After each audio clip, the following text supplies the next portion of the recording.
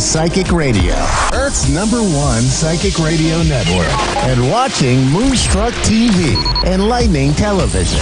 Welcome. Time for Avid Advice Live with Fia Johansson. Live from AvidAdviceLive.com. Connect direct. In North America, dial 888-454-2751. In London, 20-3519-2158. In Sydney, dial 02-8488-3147.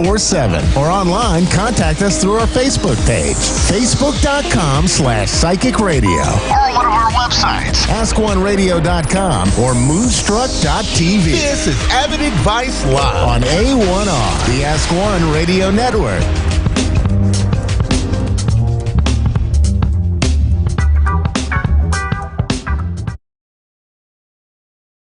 You're watching Focus on South Florida. Welcome back. Did you know that police departments across the country and even the CIA sometimes turn to psychics to help them solve cases?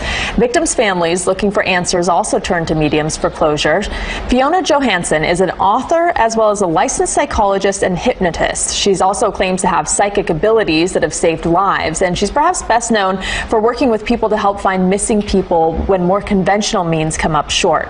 I recently sat down with her to talk about how this all began and the advice she has for all of us.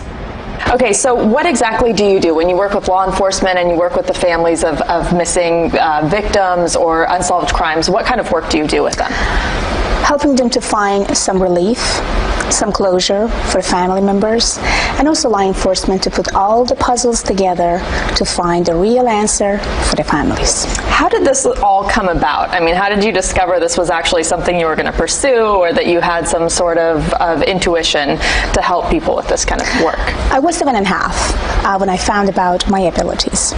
Then I started kind of like to feel something is not correct with me or right with me, because I can feel, sense, and connect with people before even I meet them, before even being in the place that they are, and I can even predict things 2 weeks before things happened.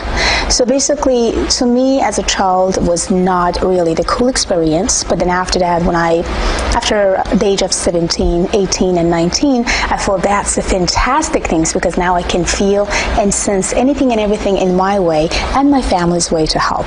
I moved from my country to Stockholm, Sweden when I was a teenager, when I was around the age of 16. So basically it was hard. It was not really easy for me, but what I learned, I do have ability. I am here for some very important purpose. I have to help others. So, how did this connection with law enforcement first happen? And aren't law enforcement officers initially skeptical about what kind of science is this? How are we going to solve a crime using Actually, someone? they don't. No? CIA use psychics. FBI use psychics. They do not really. That's what we think they are. But you have to be real. You have to have some abilities, and you have to feel and sense and locate people, and actually do have some paranormal to trying to help them to locate people. So basically, when I started, I was at the age of 17. I was back in Stockholm. It was actually a very hot summer, and all of a sudden, I felt that I have some very hot vision in my face. It sounds like someone trying to be killed, or someone already been killed, and it was already recent. I could feel, I could sense the blood and everything. Then I went to the store, and all of a sudden I see that yes, that was actually some sort of, homicide and other stuff all over the place. And I kind of remember that I tried to stop the officer and say, "Stop! Don't go there."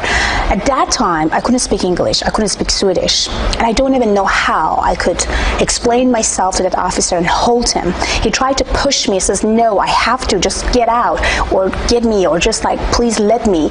But I do remember I hold him and says, "If you go behind this wall, you will have a shot in your head and die right away." And almost 60 seconds after, they found the guy with the gun behind the wall. And if I did not stop the officer, he would be dead in a second. So that was the moment that my career started with law enforcement in Stockholm. Tell me about this book you're writing with Jack Canfield. We all know him for Chicken Soup for the Soul, and you're working on a project together. Yes. Tell me about that. Yes, the name of the book is Success Strategy. So it's all about success, how to hijack your subconscious mind, how to succeed, and what you can do to achieve better. So basically, when Jack chose me, I was shocked. I was like, wow, it's so fantastic, and I would love to be part of it. I already have a book. I already wrote a book before Jack asked me. It was back 2016, and the name was Recoding Your Brain for the Better Life. You're also a hypnotist, and you have degrees in psychology. I want to point that out, too. Yes, thank you so much. Yes. But what was a very strong, powerful vision that come to me at that moment when Jack asked me about it, I feel like I knew it, that I will do something with Jack. And I could see 2 months before that I'm sitting in the same room that the last time me and Jack had a conversation with, and he asked, I would love to co-authoring together with you. I can't forget about that moment. I do remember I had tears in my eyes. I was like, absolutely, I will do my best. So we have to wrap up quickly, but what are a few tips that anyone can take with them in terms of keeping that negativity that might be around them outside of their Believe in yourself. Be positive. Never live in your past. Past is past. Never live in the future, because future is future. Be in a moment. By being in the moment, you're always happy and connected to yourself. Negative thoughts, negative energies is all it are taught. The way that we are thinking, feeling, and connecting. You can easily remove and reduce them by just change your thought. You can easily hijack your subconscious. Be yourself, hijack your subconscious, be in a moment, let go of your past, and forget about the future. Okay, thank you so much for joining us. You're very welcome. Johansson, who also goes by the Persian Medium, also works on books, as you heard, guided meditations, and art.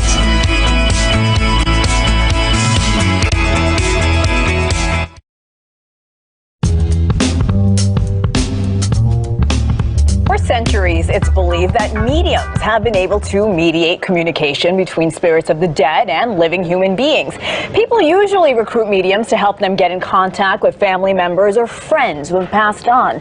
But celebrity psychic Fiona Johansson is also using her abilities to help law enforcement solve cold cases and help exonerate and free innocent inmates. And Fiona is joining us now. Fiona, welcome to the show. Thank you for having me. How are you doing today? We're so excited to have you. So Awesome. Tell me, Fiona, when did you realize you had this gift? I was at the age of 7. It was a hot summer. A friend of mine came to my house and we had fun. We played. And 3 hours later, when they want to go home, I said, please don't, because I see visions, I see colors, and I see that you guys definitely going to have a car crash. Well, of course, at that time, nobody listened to me because they didn't know exactly what I have. But 3 hours later, our phone rang and they had a car crash. And from that moment, it took 4 years for me to realize why I see things before they happened, why I feel things before people talk about to me, and then why did people communicating through me when they want justice or something about their life. So Fiona, tell me, how did you get involved with law enforcement? I was at the age of 17. It was back in Europe. So basically, they engaged me in a couple cold cases, and I could help them to find murder or border cases, and also I helped them to achieve and put all the puzzles together through the colors, visions, names, and of course, spirit talking to me by themselves. Like example, 2 years ago, Coast Guard communicated and said, we have a missing pilot. And I said, I know exactly where they are, but they said, we are in Catalina coast and we are looking after, well, we are not, finding them. I said, well, we are guys in the wrong place. The moment that they said they are missing, I said, they both dead. He immediately connected and says, how did you know it was two? Because it was one student pilot and the other one the instructor. And then he said the student pilot mentioned exactly where he is, and that's why they are dead, because because I am just communicating with dead people when it comes to my mediumship. So 40 minutes later, they sent me a helicopter, and then right after, we found the stress signals that belong to that helicopter or that plane. That's incredible. Fiona, can you walk me through the process when you're presented with a case at first? When I actually starting to look into the cold cases and murder cases, again, it was the spirit that directly communicated through me. So, and when I started, I was 17. Law enforcement communicated to me and said, like, are you ready to get engaged with that case? And when I felt I'm ready, I said, yes, I am. And all of a sudden, all the names, images, visions, and things come through. And then through that, I understood that when I'm asking, or there's someone asking about some name, and I don't even know about, I should not know anything about their name, I should not know anything about their genders. All I know is the communication that I have together with that law enforcement or, police or officers just tell me, we have a missing persons. We have some baby boy was like 4 years old that been missing for kind of 5 hours. I'm directly connected to the energies, and I pick up the energies through that officers that communicating through phone. So I shouldn't be in a place or be around that families or touching that families or communicating with that families. Fiona, let's talk about a specific case about R&B singer Jamal Truelove, who spent more than 6 years in prison for a 2007 murder. He was eventually acquitted in 2015 when a jury found that the two officers had fabricated evidence. Tell us about your involvement in that case. Well, the way that I involved in this case, it was that we got through a couple actually friends, and when they reached out to me, I said, I reacted immediately that this guy is innocent and he shouldn't really be in jail. And they said at that time that they can't do anything about it because, already all the evidence is against. And I said, well, he will come out, but not now. There is a timing that I can see and I'm predicting, and this time is all about like in between 5 to 7 years. And they couldn't really believe at that moment because they felt, oh my God, it's kind of very, saddest because we should really get him out. And if you said that it's going to be 5 to 7 years, that actually really make us to feel very uncomfortable and disappointed. And I said, it's the time. And through that time, I communicated with Jamal in jail and trying to let him to understand about his own value, and he's not innocent, which he knew already. And I said, manifest, and try to manifestation, get yourself out from the jail and make impossible be impossible and show it to everybody. And that's exactly what he did. Absolutely fascinating. Fiona Johansson, psychic investigator. Fiona, thanks so much for being on the show.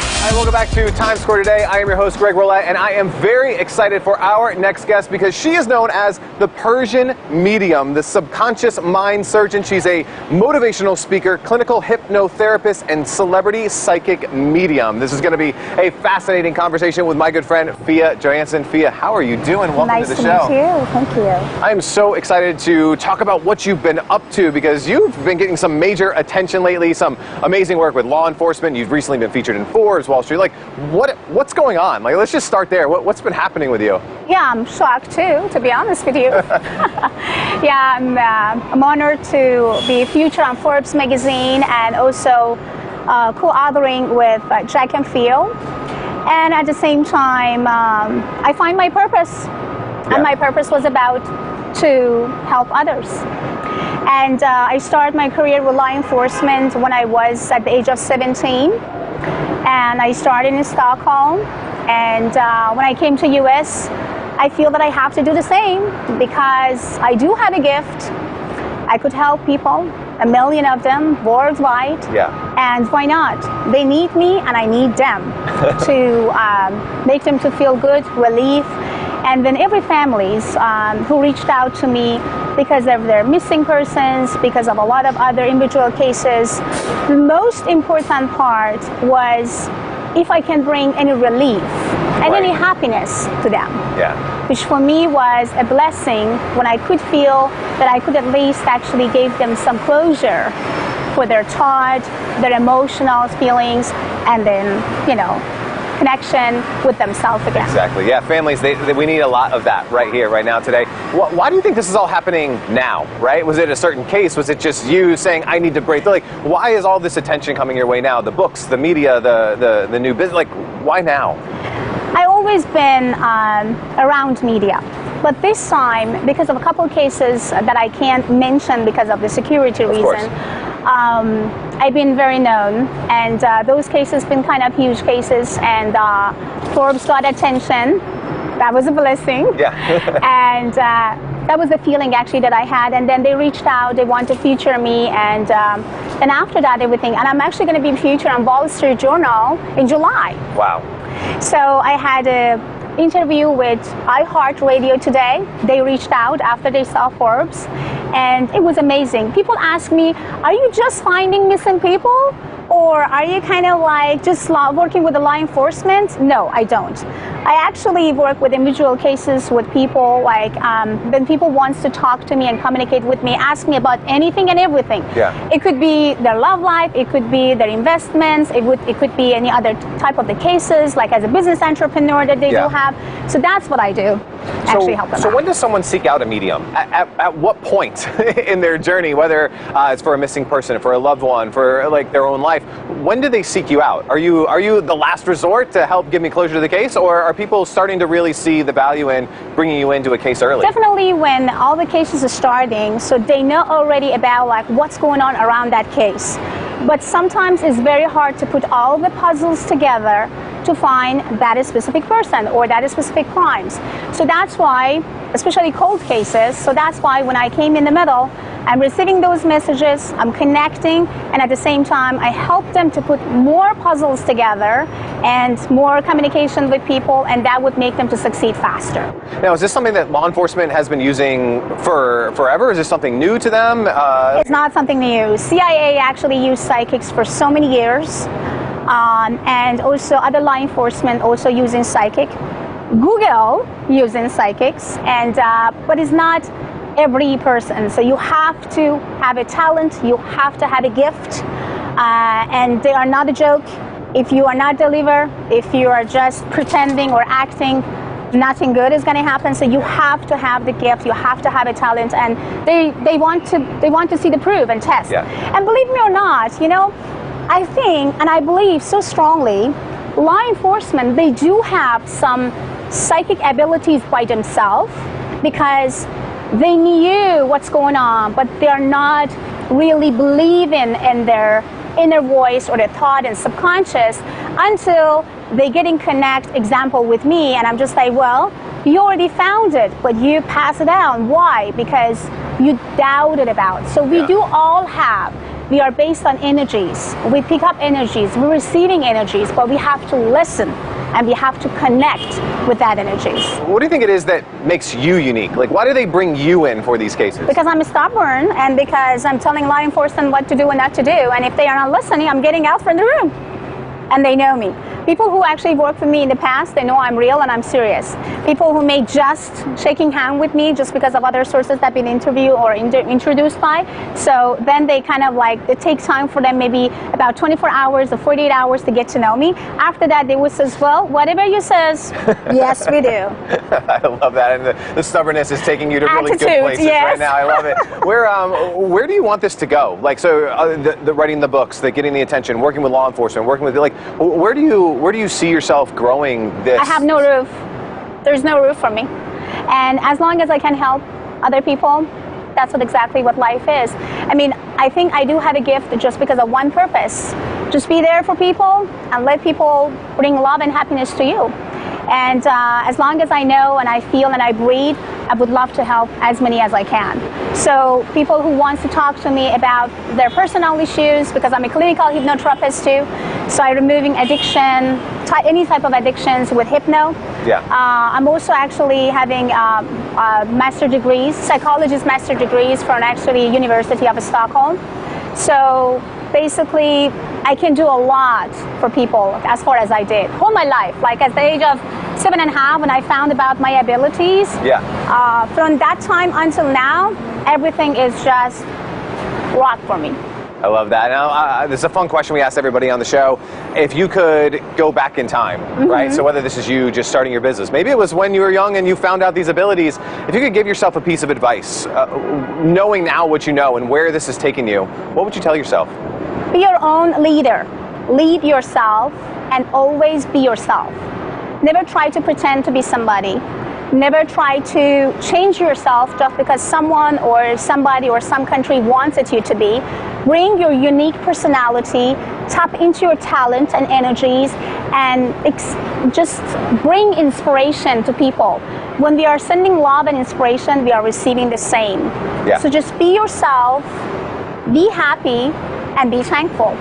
I love that. Now, if someone is watching this right now, and I know they are, and they're like, I need a Persian medium in my life, I need her to help my organization, like, where can they learn more? Where do they see how you can actually help them? Sure.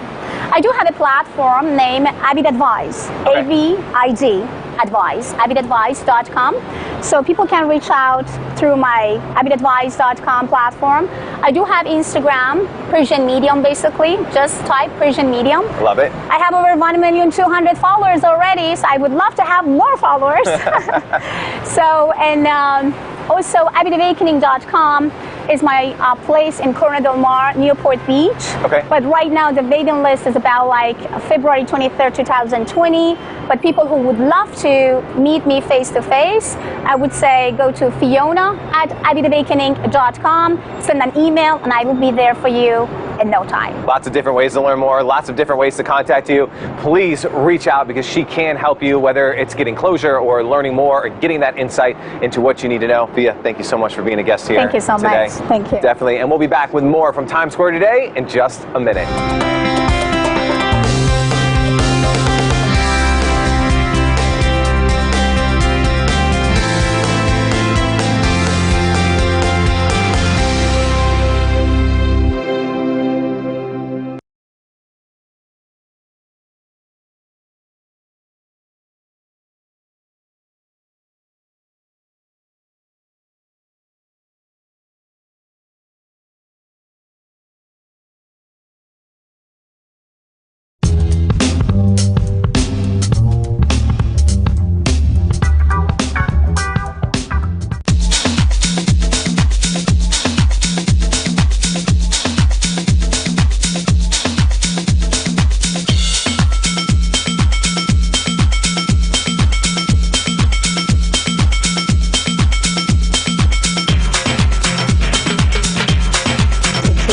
Naturally to me, I never decide for any of those messages. The only responsibility that I have is that I have to deliver the message. What was your reading like, Persian Medium? Oh my god, I love her. So I actually had a moment with her when she was walking in. She came by our table for water, and it was just like, whew! That's how I felt. Are you gonna like come back for more? Oh yeah. We don't even leave it. It's all kind of things I kind of knew. I felt intuitively guided. It's nice to feel her tap into those deeper places and I guess reveal hidden places that I sense and feel, but have her kind of present them.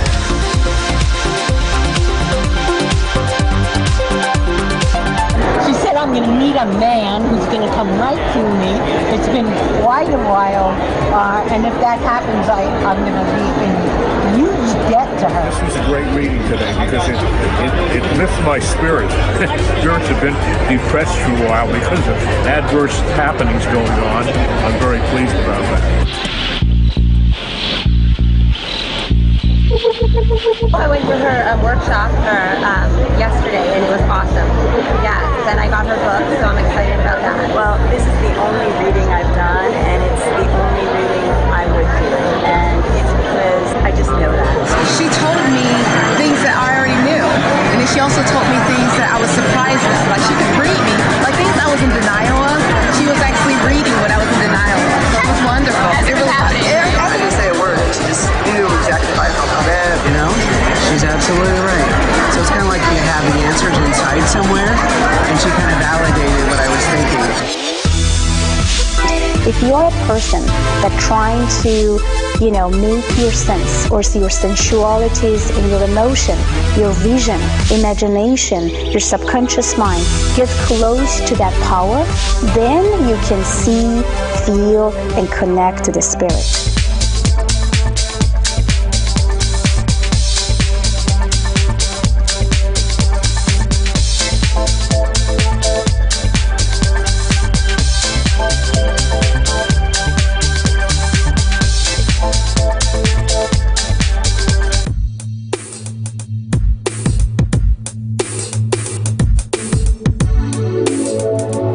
Welcome back to the Global Entrepreneurship Initiative. I'm excited to introduce our next speaker, Ms. Fia Johansson, in their own path to success, whatever that dream may be. Her greatest passion in life is helping others achieve their ultimate dreams and desires, teaching people to believe that truly anything is possible. Please help me welcome to the stage, Ms. Fia Johansson. Welcome back. Did you know that police departments across the country and even the CIA sometimes turn to psychics to help them solve cases? Victims' families looking for answers also turn to mediums for closure. Fiona Johansson is an author as well as a licensed psychologist and hypnotist. Welcome back. Our next guest is a celebrity medium, a clinical hypnotherapist, a holistic healer, and holds a master's in psychology. Fia Johansson is known as the Persian medium, and she's even worked with intelligence agencies and law enforcement to find answers in cases. She also wants all of us to discover our best selves. Fia, good morning. Hey everybody, welcome back. I'm Jack Canfield, your host for Hollywood Live. My next guest, Fia Johansson, is an amazing person. She speaks 5 languages, which I find very impressive. She's emigrated to several countries, has a psychology degree from the University of Stockholm in Sweden. She is a hypnotherapist, clinical hypnotherapist and healer, and God knows probably other things I don't even know about. Hi, welcome back to Times Square Today. I am your host, Greg Roulette, and I am very excited for our next guest because she is known as the Persian medium, the subconscious mind surgeon. She's a motivational speaker, clinical hypnotherapist, and celebrity psychic medium. This is going to be a fascinating conversation with my good friend, Fia Johansson. For centuries, it's believed that mediums have been able to mediate communication between spirits of the dead and living human beings. People usually recruit mediums to help them get in contact with family members or friends who have passed on. But celebrity psychic Fiona Johansson is also using her abilities to help law enforcement solve cold cases and help exonerate and free innocent inmates. And Fiona is joining us now. Fiona, welcome to the show. Thank you for having me. How are you doing today?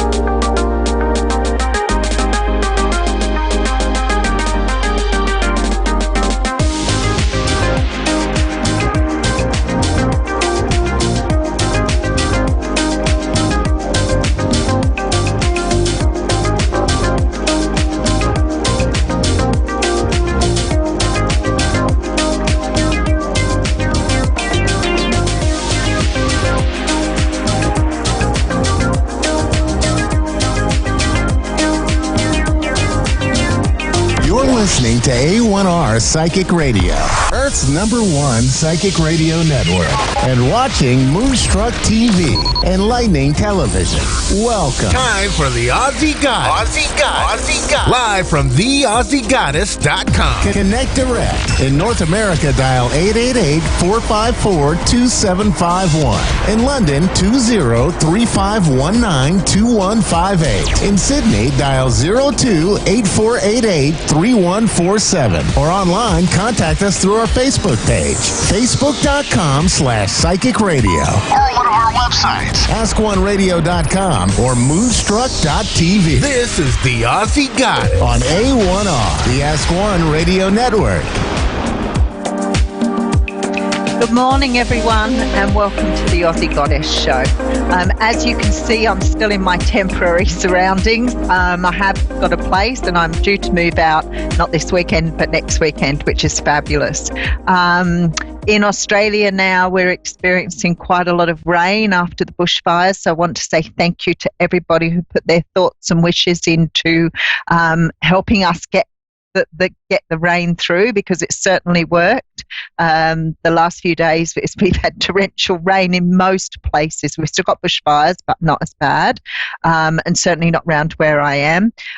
We had the biggest hails I've ever seen.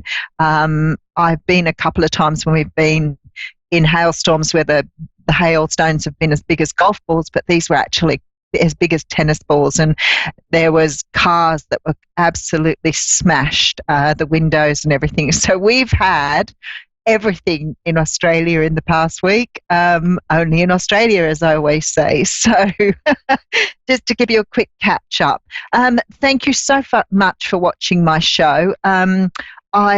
I want to say a thank you to the people who come over from my Facebook page and my YouTube channel too, because you comment too, so I know you're here watching as well. So thank you for following me. It means so much to me. I was having a talk to someone last night who had a reading, and they said that they really enjoy my readings because I'm very direct and very honest, and I don't really sort of think about it that way. I just do what I need to do. I'm a no sort of bells and whistles sort of person. I am what you see. I don't do anything any differently. So I'm glad that people really enjoy my down-to-earth and honest approach. So first off, I'll give you a bit of a read for today. If you are interested in looking, I do daily readings on YouTube, and I do weekly star signs as well. I haven't been as present on my YouTube channel because I've been moving house, so it's certainly been a little bit sad for me not to be able to do the readings for people, but I'll be back from hopefully this weekend, and then after that in my own place. So I'm really looking forward to this one because I've got somewhere to set up a proper space for myself. So I'm very, very excited, and I won't need to do it out of the bedroom, which is awesome. So yeah, big journey for me. I got a bit of a nudge from Spirit one day, and they just said, time to go, and here it is. And my transfer came through in a day, and then I applied for a place the other day and got that back within hours of applying. So I know that I'm doing what I am supposed to be doing. I'm very much a person who trusts in the universe. I trust in what they lead me to do. So, all right, let's have a look at the energies for today. Now, I'll try not to look down at the cards too often. I'll try and keep my head up as much as I can, because I know it's probably a bit distracting when you're looking downwards all the time. So we do have the Star card coming out first. So the Star card, that's a little bit bright, so I won't hold it up. The Star card is a card that talks about faith and trust and healing. And I guess that's just what I've been talking about a little bit too. The idea that you can give up control and just allow the universe to do what it needs to do. So once you've asked for something or put something out into the universe, then what you would do is you would just wait for it to be returned to you. So for some of you today, you're getting some sort of message in about work, job, or even education here. Something you've been waiting a long time for is about to come to you here. I can see you waiting. So for some of you, this has been a long time coming, and I want to say to you, the universe is about to hand you something now. It may not look exactly as you wanted it, so please understand that sometimes we get gifts from the universe that aren't quite in the shape we want them, but this is right for you. And it is coming through, and it's a beautiful truth, and it will bring stability in. So whatever you've been waiting for is about to come to you. Now, for those of you who understand that in order to bring manifestations in, you have to be prepared to do the work too. So this is about, you understanding your connection with spirit, learning that, being grateful is really important for manifestations. So being grateful of what's coming to you, but definitely something beautiful in its way. And for some of you, this is an actual wish. So if you've been wishing for it could be a job for some of you, it could be education or an offer at university, but whatever this is, I feel like you've waited a very long time to really get this coming your way, and you've put in the work that's really important. So that's really nice. So enjoy that. I do have my first caller coming in. So I do have Teresa in Fresno, California, USA. Hello, Teresa. Hi. Are you there? Hello, dear. Hi, how are you doing? I'm very well, thank you. How are you? We're good over here. Sunshine, a little bit of rain. We can't complain. Perfect weather. California is a beautiful place. It is. It is. So is Australia. It's very pretty. Where am I from? Sydney, Australia. So I live in actually just, I'm in Wollongong now, but that's about an hour out of the Sydney area. But the Sydney area is very large, so about an hour away. But what can I do for you today? Did you have a question for me? Well, I was just checking out my friends at A1R and just wanted to say hello, and I don't really have any specific questions. I just, if there's anything that you feel like you need to tell me. Okay, beautiful. I've just been doing the daily read, and I feel like this somewhat applies to you. Sometimes we wait for things to come to us, and we're very patient, and we put in the energy to bring things in. And I feel like you're just about to get something coming in for you that perhaps you've either wanted to manifest or been waiting for a while. There seems to be a little bit of apprehension on your side, or a little bit of anxiety about whether this is right for you. But I want to say that some opportunity is coming in for you that is going to put you, I think you feel the energy coming in. I think you actually are quite intuitive. So it could be that you already feel this change coming in for you, but it's very nice. It's something you've been waiting on. I feel like it has something to do with work or some sort of project you've been working on.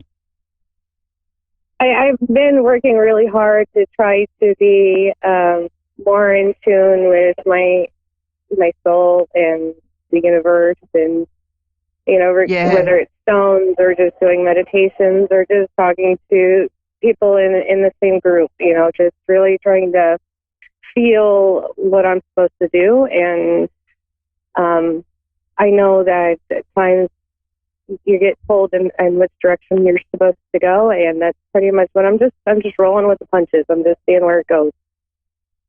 Beautiful. Yeah, I think that you're on the right track with things. I think you're a very gracious and grateful person. So I have no doubt you're on the track for good things. So whatever this is, it's something that's going to help you make changes, and it's going to bring in what you want. So beautiful energy for you here, Teresa. Thank you. Thank you. Oh, that was such a beautiful reading. Welcome. No worries. You have a beautiful day. Thank you, dear. Thank Bye you. now. Bye. Bye. Bye. it's always so lovely to speak to people. I love people's energy, and sometimes people come through with such beautiful spirituality. It's very, very generous, very, very loving, very kind. So there's not a day goes by when I don't think, what my higher self, or, whatever the person is for you, that I was going to say report to then. How funny. Sorry, Spirit. It does sound really funny. Whoever that you follow, whether it's your God, your higher self, your spirit, your universe, feeling every day grateful for that. And, we all have days where we feel a little bit down, or we feel a little bit like things are not as easy, or maybe a little bit more difficult than what they are normally.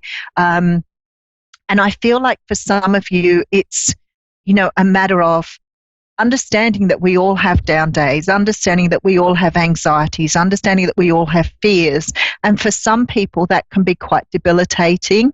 So I want to say, if anybody is experiencing that at the moment, love yourself regardless of how you're feeling. Love who you are. Accept that you're going to have good days, accept that you're going to have days that aren't so good. But definitely something beautiful is about to come in here for most people today. I just sort of checking out the cards while I was talking, and it was beautiful because I have cards here that talk about forward movement messages coming in after talking about what we were earlier. So things are definitely changing here. I am amazed at how, since I learned to just trust and move with the universe, how things have changed for me. I'm living at the moment at my daughter's place, and she has 4 children, 2 dogs, 2 cats. So it's very, very busy here, in a very different lifestyle to living on my own and enjoying my solo lifestyle. But being surrounded by so much love is absolutely just delightful, and I just enjoy it so much. So I just take every day now as it comes. I accept what happens. I accept that I'm going to make mistakes. I'm accepting that I don't always get things right. My decisions aren't always the best ones, but I do try to listen to where I'm being led. Okay, so we have Michelle in Hawaii, USA. Oh, beautiful. Hi, Eva. aloha. Hello, Michelle. How are you? I'm good, thank you. Beautiful. We have a lovely clear line. That makes it so easy for me. Oh, thank you. That's good. Yeah, I've been to Hawaii a couple of times. What a beautiful place. Oh, yes, it is. Oh, I love Australia too. Oh, you've been to Australia, have you? Yes, yes. Oh, how wonderful. Where did you come to here? Oh, Sydney.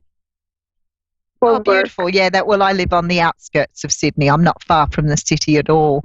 I've lived around this area on and off for many years. Whereabouts in Hawaii are you? I live on Oahu. Yeah, so okay. the major island. Beautiful. Yeah, no, beautiful place, beautiful beaches, beautiful people, great shopping, fabulous shopping. Yes. And I love the luau's. The luau's are good fun. And what would I talk to you about today? What would you like to talk about? I wanted to see about my career, my job. I'm a flight attendant for American Airlines.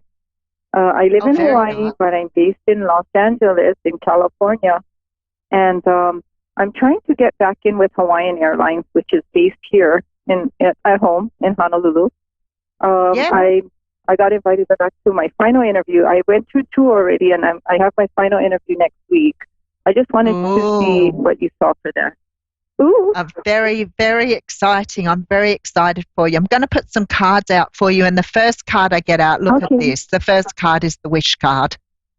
That just came straight out. So I want to say to you, this is such a good omen for you. I feel like that this time has been a little bit of a struggle for you, because I have a lot of, it's almost like grief around this. This has been something that's been really pulling at you for a while. So how long have you been waiting? Yeah, I've been trying. I used to be a flight attendant for Hawaiian about 20 years ago. And I had a young family. I was going through divorce, so it wasn't the time for me. Yes. But I've been trying to get back. I went through all my interviews last year in January, and I thought I was, on the right track, but I didn't get selected. So I said, I'm going to try one more time because that's where my heart is. And I'm a good representative for the company. Like I respect their values, and I do that in my job anyway. I'm a flight attendant, and even though I'm based in Los Angeles, I still give the Aloha spirit. I still am who I am. And, people notice. You know what, so that's beautiful. I'm just hoping. Yeah, being true to yourself. What I love about your energy is you aren't a person who gives up easily. So I see you've been through a lot of struggles in your life, and I feel that you always know that those are the lessons you need to go through, and you do that gracefully, which is so important. And that's being true to yourself. So even though it doesn't always I feel just try to think like maybe the timing wasn't right for me at that time. So I try to find the positive in it, and absolutely. I'm really hoping that this is the time because my children, I have still children in school, and I want to make sure that I'm available to be present more at things that's going on in their lives. Like I am, but I still want to be home. And I can see beautiful things ahead of you, and I think that you are walking away from, perhaps some of the struggles and things that have happened to you previously. I do think that the way that you see those now has helped you sort of grow and move forward, and I see a great deal of happiness for you in the future here. With your life is much more. It's like it's more balanced out. It's like things are sort of falling into place a lot better than they used to. But I think this is a lot to do with the way you manage things now. So it's like in you accepting and being able to just move through things. You've really let the universe take the lead with you. So, you can really understand that things have to happen for a reason. And like you said, you weren't ready last year. I feel like things were probably not as well balanced. There is a feeling of like divine timing here. So I feel like this is your time now, and I feel that this is going to really, really help you move forward, because you're going to see that you can manifest. And even though you didn't get it right last time, you know now that you can manifest the life you want. And you see me getting it?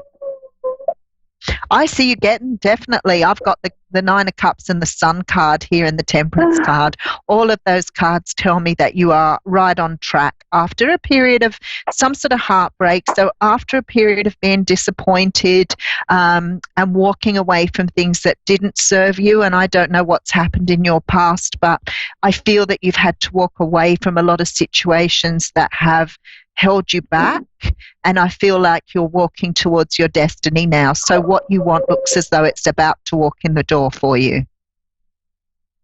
Oh, thank you. I mean, I know it's going to be quick because very exciting, beautiful energy here for you, Michelle. Do you see it Beautiful starting in February? I mean, that's when it's supposed to be going. That's when it's supposed to training supposed to start, in February. This is very close. This energy is very close. So it looks like it could be towards the end of February into March here, but very close indeed. Thank you so much. So excited for what's to come.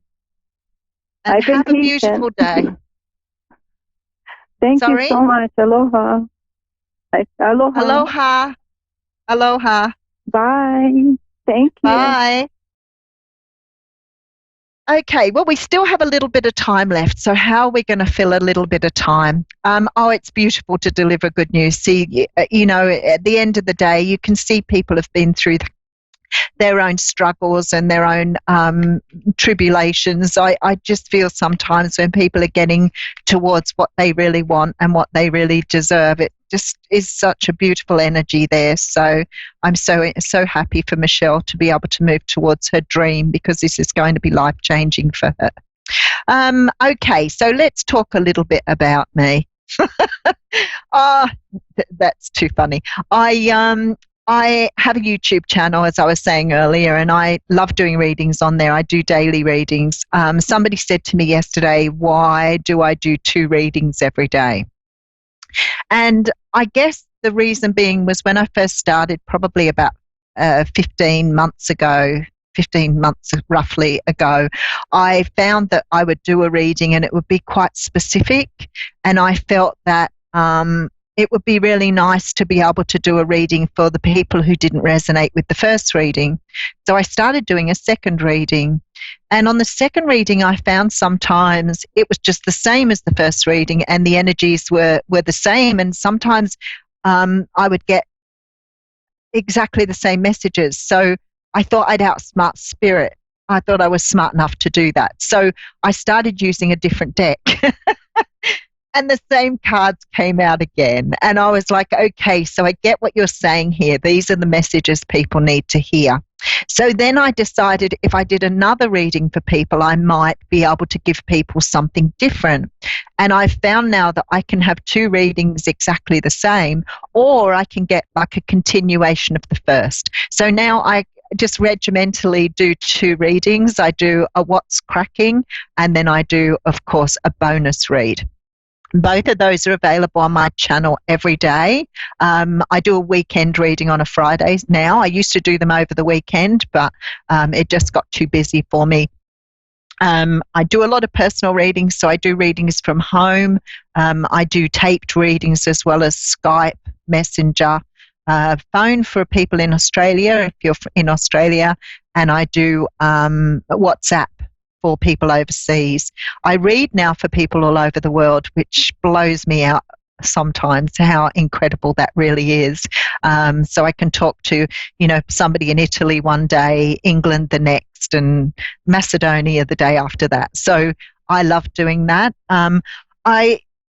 For my starting out doing this has been a little bit of a slower process, though. I started doing, when I first started to really want to do this work full time, I started doing some fairs just to really see if I didn't trust myself. I didn't trust what I was doing. I didn't trust that the messages I was bringing through were real. I had a lot of self-doubts. Like many of you, my confidence and my self-esteem through my younger years was very poor. I came from a fairly poor family, and I struggled a lot with who I was and my sensitivity and this gift that I had, and I really felt quite crazy talking to people about it. Trying to understand why I was getting messages, why I was seeing the things I did.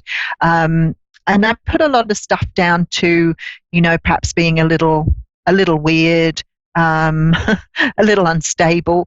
And I realized as I got older that, rather than fighting it and trying to push it away, that I would try to embrace it and understand it more. So this last probably, although I've been reading the cards for, I keep saying 20 years, but it's over 30 years now. I have been doing it sort of more professionally for the last 10, and especially the last 5. So I do, as I said, the fairs now. I do some readings from home, so I'm really grateful that I get the opportunity to read face-to-face with people. It's still something that's so incredibly beautiful to talk to people. I love reading for people that haven't had a reading before. I think that's the most wonderful thing. And of course, I get readings myself. I love to have other people read for me. So often when we're at the fairs and things like that, we'll read for each other and have a little bit of fun with it, which is really cool. I also have a Facebook page, so at the Aussie Goddess, the YouTube channel's the Aussie Goddess as well. A little bit about that name, because somebody said to me once something about being up myself, and I was like, I am the last person in the world to be up myself, honey. I'd never be up myself in a pink fit. Somebody actually called me an Aussie Goddess, a man I knew many years ago. He called me an Aussie Goddess, and I just thought it had just such a cute ring to it. It was not about the goddess thing. It was more about the fact that it's what do they call it in, and a lot of you will know this in literature, you know, when you get, because of the words sounding so beautifully together, I really liked the sound of it. And I thought at the time I was doing life coaching, and I'm a certified life coach. I'm qualified in life coaching, and I'd been doing life coaching with people, which I really enjoyed as well, and still do much of that. I also am a counsellor, so I sort of have a range of things that I've done over the years on this journey trying to find myself. And I had my business under my name, and I'd been operating under my business name for a long time, which was just my name. And I thought, when I heard the name Aussie Goddess, I thought, what a beautiful name for a business. Like, it just is so cute. And I thought, well, you know what? I'm going to give that a go and see how it goes. And it's really stuck. I love that people call me the AG now. It makes me feel very important being the AG. So do come and look for me on Facebook. Do send me an email if you'd like to see something done on this channel. Certainly make contact with me if you're not sure about readings and whether you want one or what sort of reading you would like to have. You can also check out my website at www.theaussiegoddess.com. On my website, if you go under the shop, it will have all the details for you to order a reading. So until next week, much love to you all. Make sure that you trust that the universe will provide to you. And don't forget, love every time like it's the first time. Much love. Mwah.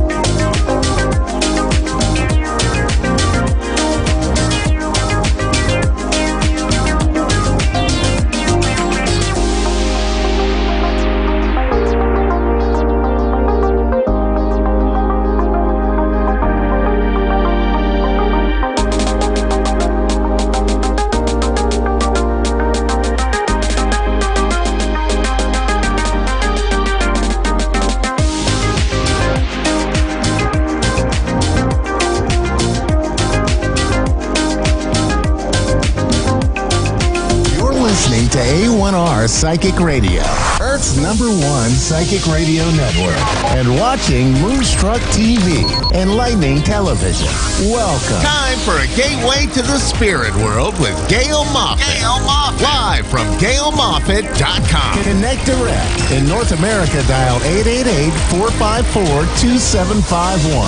In London, 20-3519-2158. In Sydney, dial 02-8488-3147. Or online, contact us through our Facebook page, facebook.com/psychic radio. Or one of our websites, AskOneRadio.com or Moonstruck.tv. This is a gateway to the spirit world on A1R, the Ask One Radio Network. Hello and welcome to this week's show on A1R Psychic Radio and Moonstruck TV. It's lovely to have you here. Now, I was just thinking about what I could talk, my little spiritual talk that I do like to have a little chat about before we start. And I was actually thinking about, when we look at our world, you just have to marvel at it. The concept of how this world came about and how, the plants and the trees and the animals and just and the mountains and everything about it is absolutely phenomenal. What has been achieved in the creation of our world. And what I think is just so incredible is when you look at our world and you think about the creator of this world, we can then go to this concept of, sometimes I've seen people that you can sort of ask the universe for things, or you can ask, I think I saw somebody on YouTube the other day talking about this, ask the universe for things. And I think in actual fact, what that is just a prayer. It's just a communication with the unseen world, with the spirit world. It's communication saying, please, can you help me in this? Or I think this would be for the benefit of me in my life. Can you help me? And the universe is it's an incredible structure that I've come to learn through being a medium. And in that structure, I think what's so incredible about it is that we have angels and we have God and we have, sort of archangels and sort of highly evolved spirits like Jesus and Mother Mary and Confucius and those sort of, wonderful, wonderful spirits. And we can see them as sort of highly evolved spirits. But in our asking for help in our life, wouldn't it be wonderful if we can just have this dialogue? We can just sort of speak to them and say, look, I need your help. I need your help with this. This isn't working for me. Can you help me? And one thing I've realized is about the spirit world is that they always want to help us in any way that they can. But there's always a but with everything, isn't there? It's never quite that straightforward.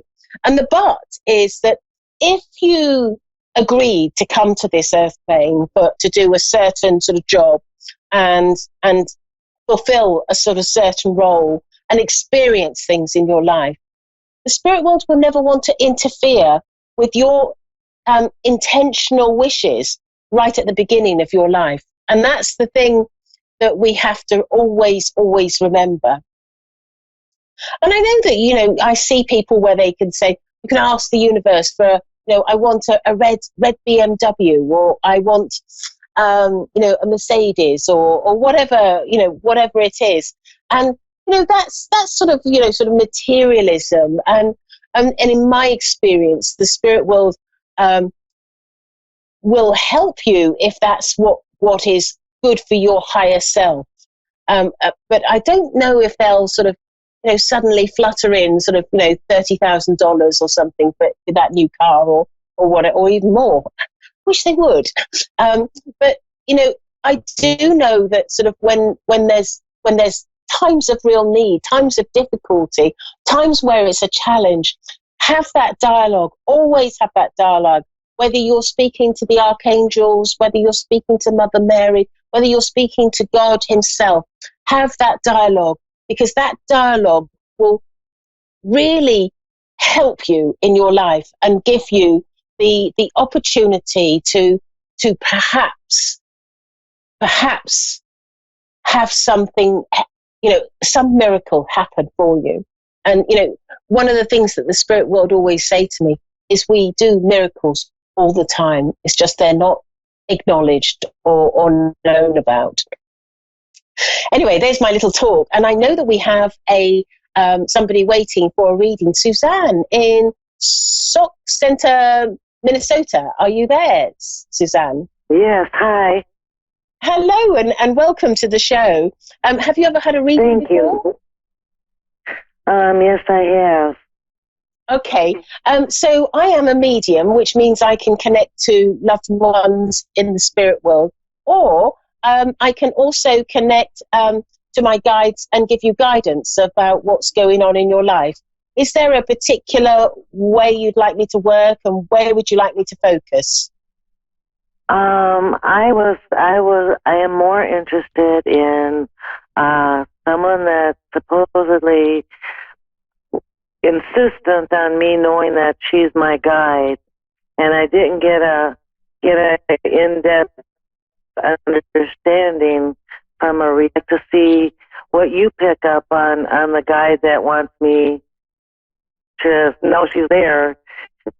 She was persistent, but I was impatient.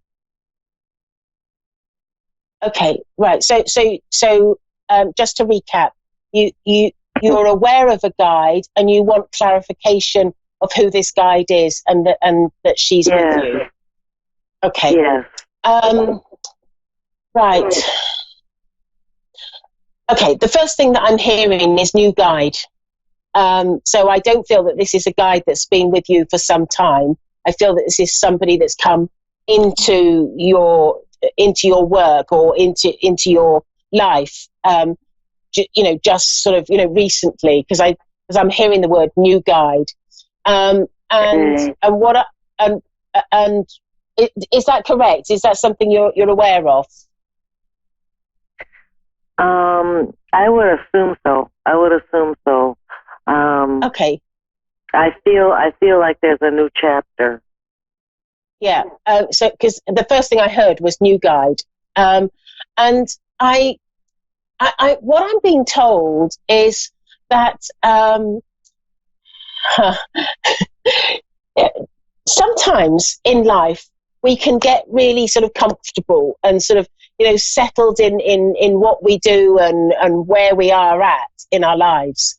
And I just get the feeling that this guide is going to be about giving you a bit of a prod. And I feel that she is wanting to help you. I feel like making a few changes in your life, and because I feel like you've got to be taken to the next level of your evolvement, whether that be with psychic ability or whether that be in your personal life. I'm not sure, but I just get that feeling that you've got to go. Yeah, I've got that feeling that you've got to go to the sort of the next level. Because what I'm hearing the word dormant, because I feel that for some time you've been a little bit dormant with things, and she's here to give you almost like a kick up the backside. Ooh, ouch! That I had. Okay. Ouch. And she, I also get the feeling, she's now directly talking to me. She's telling me that she's a fair person, and she's not somebody that will cause you a lot of discomfort and a lot of pain. She wants to give you all the things that you need to accomplish your goals in your life. Because she's saying to me that you're it's almost like you're behind times in accomplishing all that you need to accomplish. Almost like you should have accomplished more by now.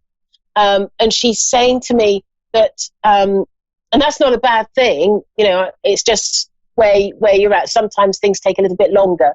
And she's saying to me that she's here to sort of really almost like, almost like speed things up for you, or give you a little sort of push start to really accomplish your goals. Because she's saying to me that you've had a lot of ideas and a lot of things that you've been thinking about that have been whirring around in your mind, like, I should go and do this, or what about doing this in my life, or what about doing that? And she's saying that you do a lot of thinking, but you're cautious, and you're almost like there's a little bit of fear about taking steps into the unknown. And this is her role with you, to sort of really help you navigate to the next stage of your life. And she's telling me that you being able to achieve this next stage of your life is really important for your soul, really important.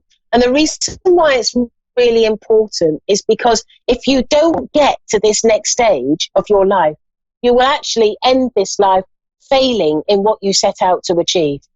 And she feels that she's quite determined to actually assist you and guide you into this sort of next stage. And I do feel that a lot of it is about how you, it's about you and how you're conducting your life. And I don't feel like it's necessarily, it may be to do with mediumship, but I just get the feeling it's more about how you're constructing your life than anything else. And maybe the construction of your life and mediumship may be intertwined, but I just feel like it's... Sorry, you're going to speak. I had psychic abilities a long time ago, and I didn't want it. And so I stopped everything. I just stopped it. I was like, I don't think I want to do this. And then for 20 years, I had fibromyalgia. And then about a year ago, I started reading again, and my fibromyalgia disappeared. Yeah. And so it's kind of right on. Right. Well, I know that you've got to go. She's saying to me, it's so important that you will embrace now she's talking about your mediumship. You embrace all the faculties that you have been gifted with from God. And she says, although you've sort of stepped away from it and said you didn't want it, in a way, it's not quite true, because you have received things throughout your life over the last 20 years, but you just haven't sort of run with it or developed it more, or sort of, but you have felt things. It's not, in other words, it's not dormant. It's there with you. And I just get this feeling, she's saying to me that if you don't develop this mediumship, then it will be almost like a sad thing for you, because this is something that you really wanted to achieve in this life. And she's here. It's almost like she wants to, she feels very motherly with me to you. Like she really wants you to succeed and really wants you to achieve what you set out to achieve. And this is why she is going to be with you on this journey to make sure that you, I think it's developing your mediumship, but I also feel like there are other things to do with your life. Almost like you're taking back charge and taking back control and doing the things that you want to do rather than what everyone else has wanted you to do. Yes. Yes. And she says, actually, she's now saying to me, actually it is the right time for you to make these differences in your life, because you've got more freedom to do this. That you haven't got the constraints or the shackles that will curtail you from doing what you want to do. It's your time to do what you need to do in your life. And that's why she's here. So she doesn't want me to be afraid. No. Sometimes I'm afraid to be a reader because it's kind of like a cold call. You know? You're not kidding. I'm shaking like a leaf before I said, no, I'm not actually. That's a lie. I'm not. Sometimes I get a little bit nervous, but it's so rare now. But it's the more you do it, the easier it gets. And yeah, you should definitely, even if you don't have to sort of be that big reader, you can do stuff with your friends at home and do it sort of, or do it for your own personal benefit. Obviously, that depends on what she has to say about that. But also, what thing that I will about her is I'm being drawn to and as I say this, I want to say that I'm not always clear on names. So, but I will give it to you. I'm getting the name Samantha with her. Oh, nice.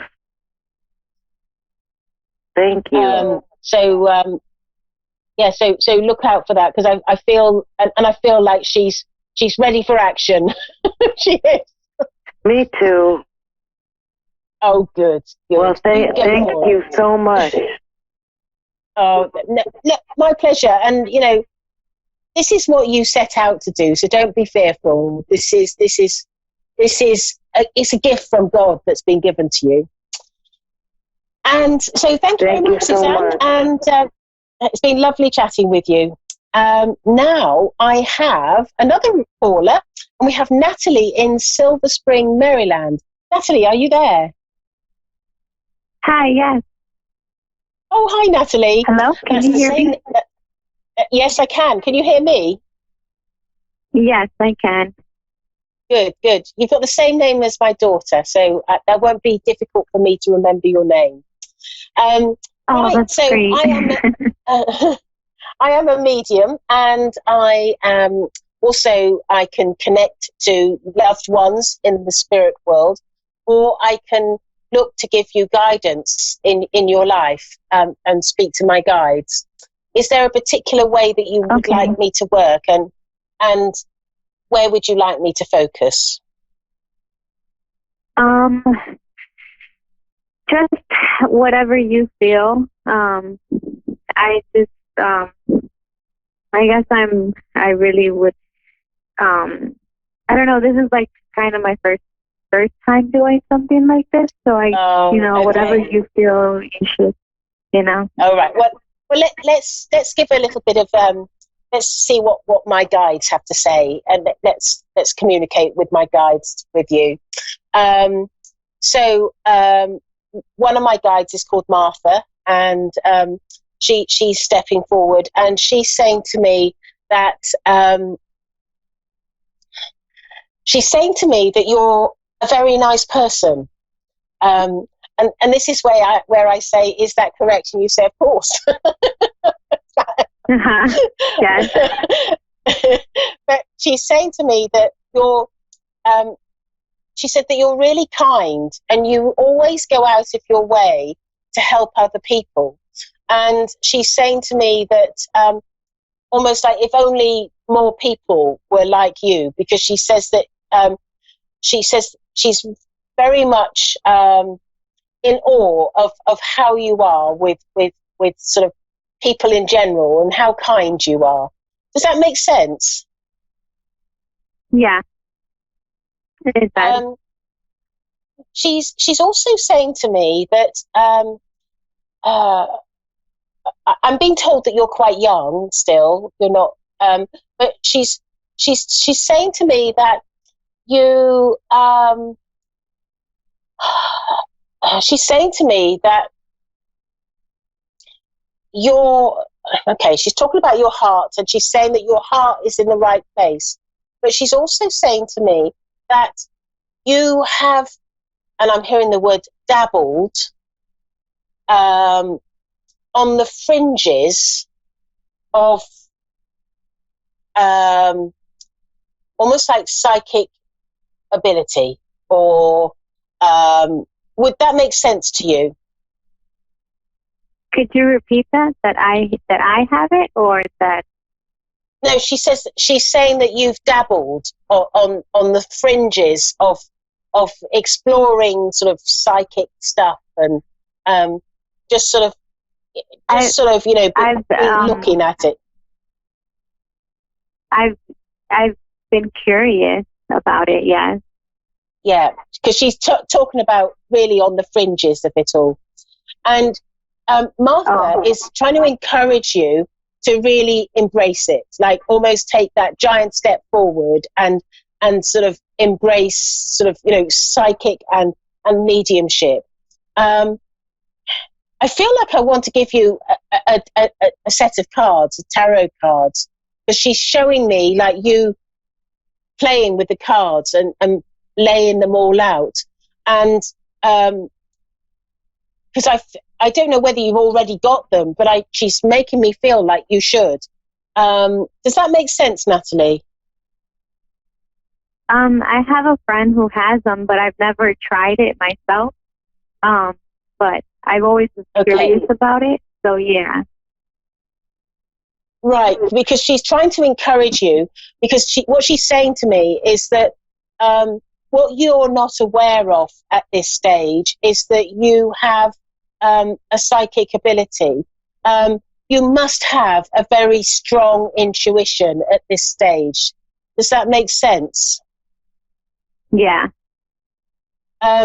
Because I feel like my intuition, yeah, because she's saying to me that God wants you to embark on developing these skills, and she says eventually you will it will lead to mediumship, because you are. So what she's saying to me is you are a natural medium.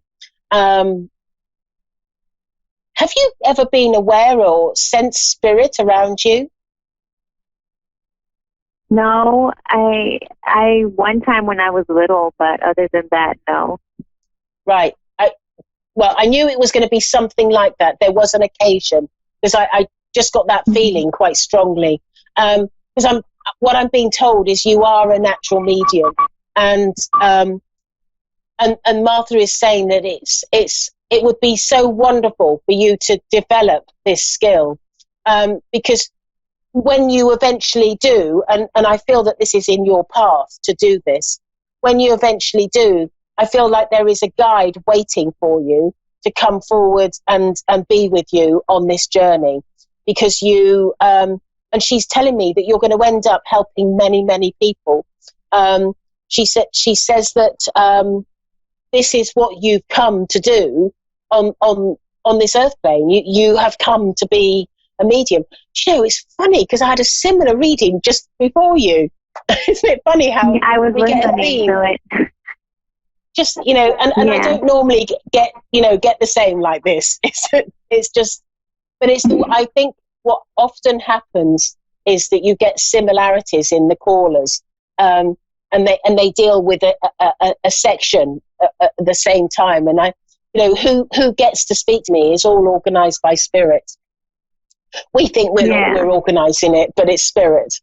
But yeah, anyway, I do feel that what she's saying to me is that you have a gift, and she's also showing me the palm. She's making me hold out the hand and look at the palm, and I get the feeling that have you ever been interested in palmistry?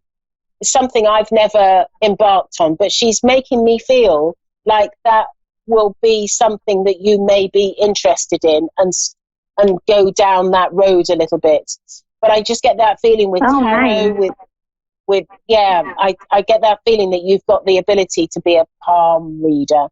How cool is that? And whenever I see people who are palm readers, I always want to stick my hands out and get, look at mine. Yeah. But I just get the feeling that you have the ability to do that, and that you will, it's almost like before you came to the earth plane to live this life, what I'm hearing is you had a conversation with God, and you told him that you would commit yourself to developing these skills in this lifetime, and then you would go on to help many people who are in need of real help. And so I know that this is on your path, and this is where you're going to be steered to do. You are meant to do this. Definitely. How funny that we've had 2 callers the same. It's bizarre. How does that sound to you, Natalie? Would you like to be a reader?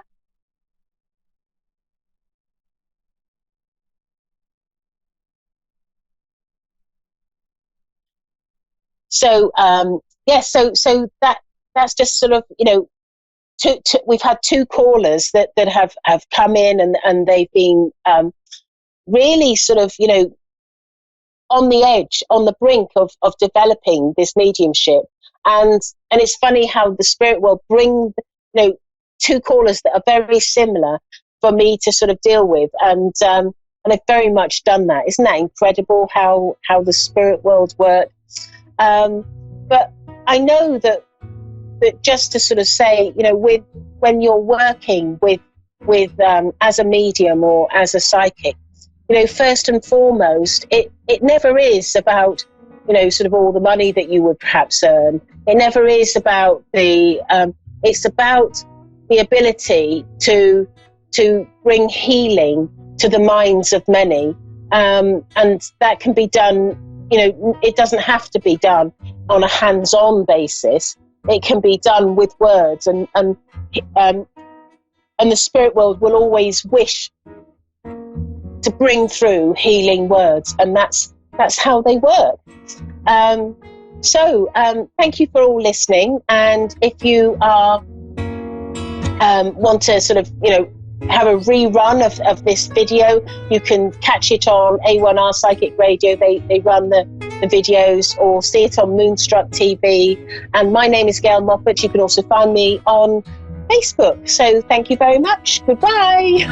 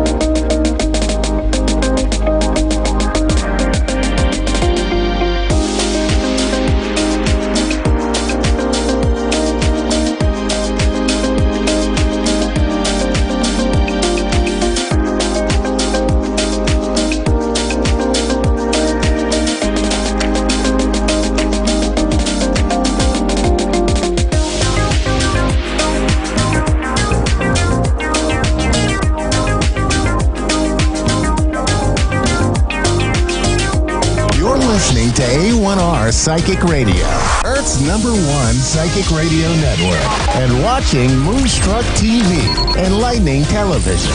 Welcome. Time for Angelic Connections with Carrie M. Bush. Carrie M. Bush. Live from Facebook.com/Carrie M. Bush. Connect direct. In North America, dial 888-454-2751.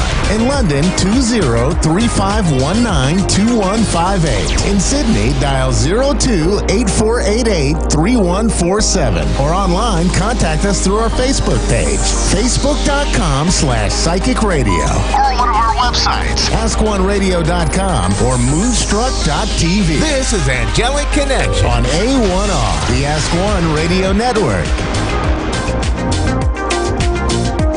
Hey everyone, so welcome to Angelic Connections. I am your host for today, Carrie Bush, coming from the UK.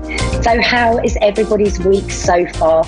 I hope that everybody is connecting and feeling this wave of transformation that is in the air right now for each and every one of us. We've got a great show for you today. So let's start with our angelic guidance for the week. So just before I came live on air, I pulled some cards. I asked the angels to come in and pull the right cards that everybody needs to hear for the week ahead. So I have 3 cards from the Butterfly Oracle for Life Changes cards, and I've chosen 3. So if you can choose the number that you're drawn to, number 1, number 2, or number 3. And at the end of my show, I will reveal your messages. These are messages that will connect completely to you. I've already asked the angels to pull the right ones out for whatever number you choose. So we'll do that at the end of the show. So I pulled a card for our weekly guidance from the same pack. And the card I've got is realizations and epiphanies. And I love this for this week because it really is a turnaround week for us all. It really is a powerful week.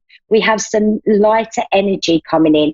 So get ready for some epiphany moments. This is where you gain clarity. And this is where you really move forward in a big way. So if you felt stuck in any areas or a bit of frustration around you, this is going to be lifting. So the angels are going to be connecting on a deep level. Angel, source, spirit, whatever it is that resonates to you, you know, it's all the light is going to be connecting to you on a strong level. So expect moments of clarity, clear thinking, knowing which direction you're going in. Now, this could come at any moment, especially out in nature, the angels are telling me. This is where a lot of people are going to receive some ideas. So if you can, you know, go on a walk in nature, take a notebook and pen with you. I would advise at the moment, for how strong and powerful the connections are this week, I would advise having pen and paper near you at the moment at all times so that you can write down any messages that you receive. This includes your nighttime messages. So dreams are really, really powerful. It's a really good way for angels to connect to us in our dream state because that's when we switch off completely and we're very, very open to messages. So you really are going to be getting those moments. You might find that you're just in the bath and suddenly you'll just get an idea come to you and you'll want to just get out and write that down. So it's powerful times. And like I say, it is lighter energy.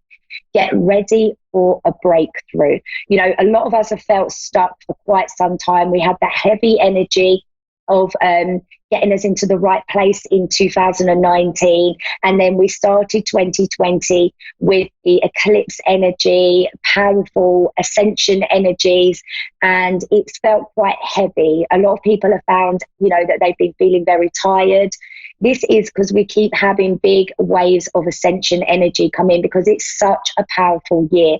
2020 is the year of clear vision. It is the year of service.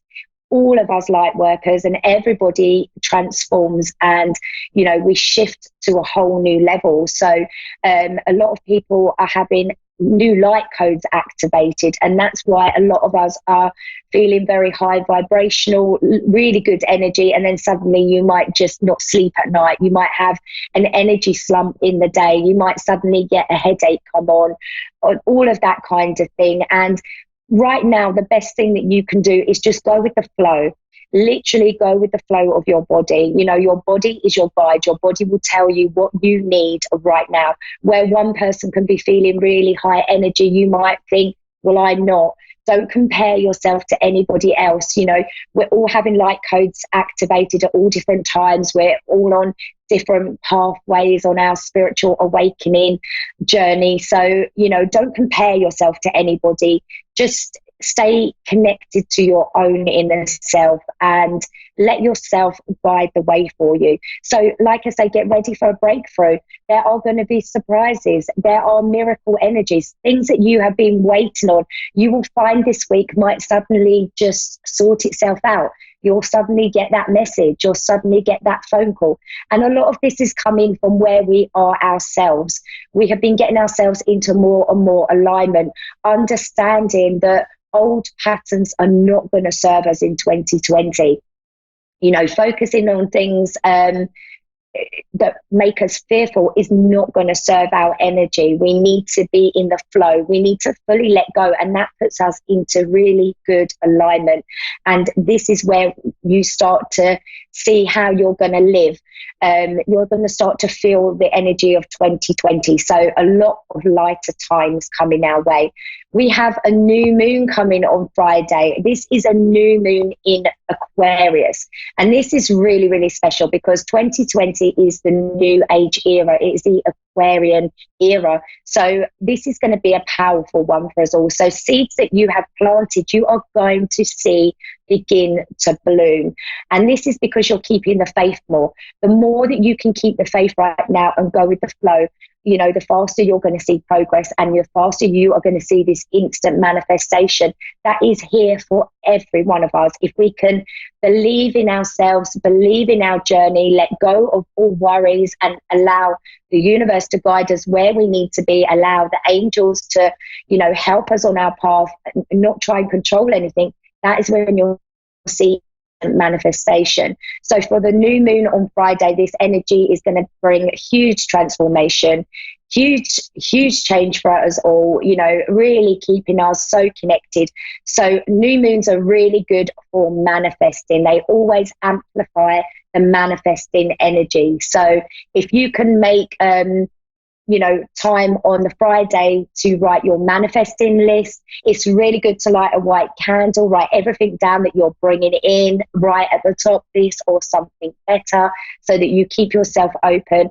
That is going to be really, really powerful energy for around that new moon. So we really have got some exciting times. I hope everybody can feel that little bit of relief this week, that lighter energy, and, you know, connect to this magic that really, really is in the air. You are going to see the changes now. You really, really are. So I think we've got a caller. I think we've got Laura on the line. Are you there, Laura? Hello. Hiya, I'm here. I'm doing well. How are you? I'm really good, thank you. So how can I help you today? Well, I wanted to see if, you know, I just really am going through a time where I'm trying to find balance between, you know, how I have a 1-year-old, I work full time, but then I'm working on my spiritual development. So finding the balance of, you know, keeping in tune with my consciousness and, you know, also being a good mother and being a good worker, how to, you know, manifest, like you were saying, manifesting.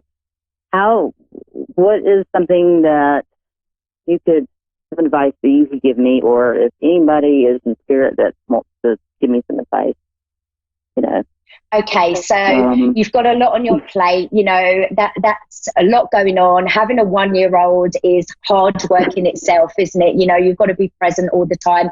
It's taking a lot of your attention and energy, and with your work and your spiritual path too. Yeah, you've got a lot going on.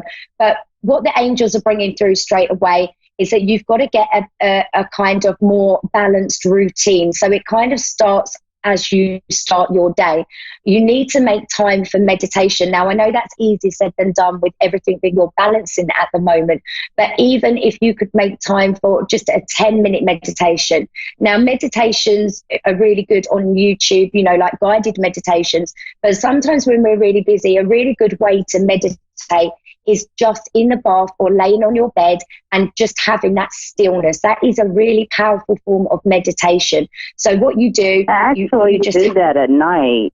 Brilliant. I do a guided meditation Brilliant. at night. So I feel like you need to do that in the morning. The angels are bringing in your morning. It's how you start your day. So I feel like you're kind of busy, which you're going to be. You've got a 1-year-old. You're probably waking up and then it's about the baby, feeding the baby, looking after the baby's needs, getting ready for work. That's a lot going on. So it's like preparing your routine in the morning, the night before, getting as prepared as possible. Talking about manifesting with all of this, do you talk to the angels? Do you ask them for what you need? I do. Okay, so talking to the angels, asking them for what you need. You want your day to go really smoothly. You don't want to be pulled in every direction. You want to feel like balanced, like you're coping. Chakra meditation is perfect. That really does help balance everything up when we've got a busy life. I don't know if that's something you've done regular, but all the heavy energies that we've had around us, definitely a lot of people's chakras are out of balance, and it only takes one chakra to be a little bit off balance, and it really does have a dramatic effect on your energy levels and how we're dealing with things day to day. So I would be doing a chakra balancing meditation. With regards to manifesting, it is about getting into alignment. Do you do any alignment work? I've done some soul realignment work. I mean, I'm taking classes on it. Yeah, so for me, the best thing that I've ever done is tuning in and listening to Abraham Hicks. It is absolutely brilliant. The teachings of Abraham for alignment. And the brilliant thing is that most videos on YouTube, there's millions of alignment. You just literally type in Abraham Hicks alignment. There's so many that will come up. I listen to that as well.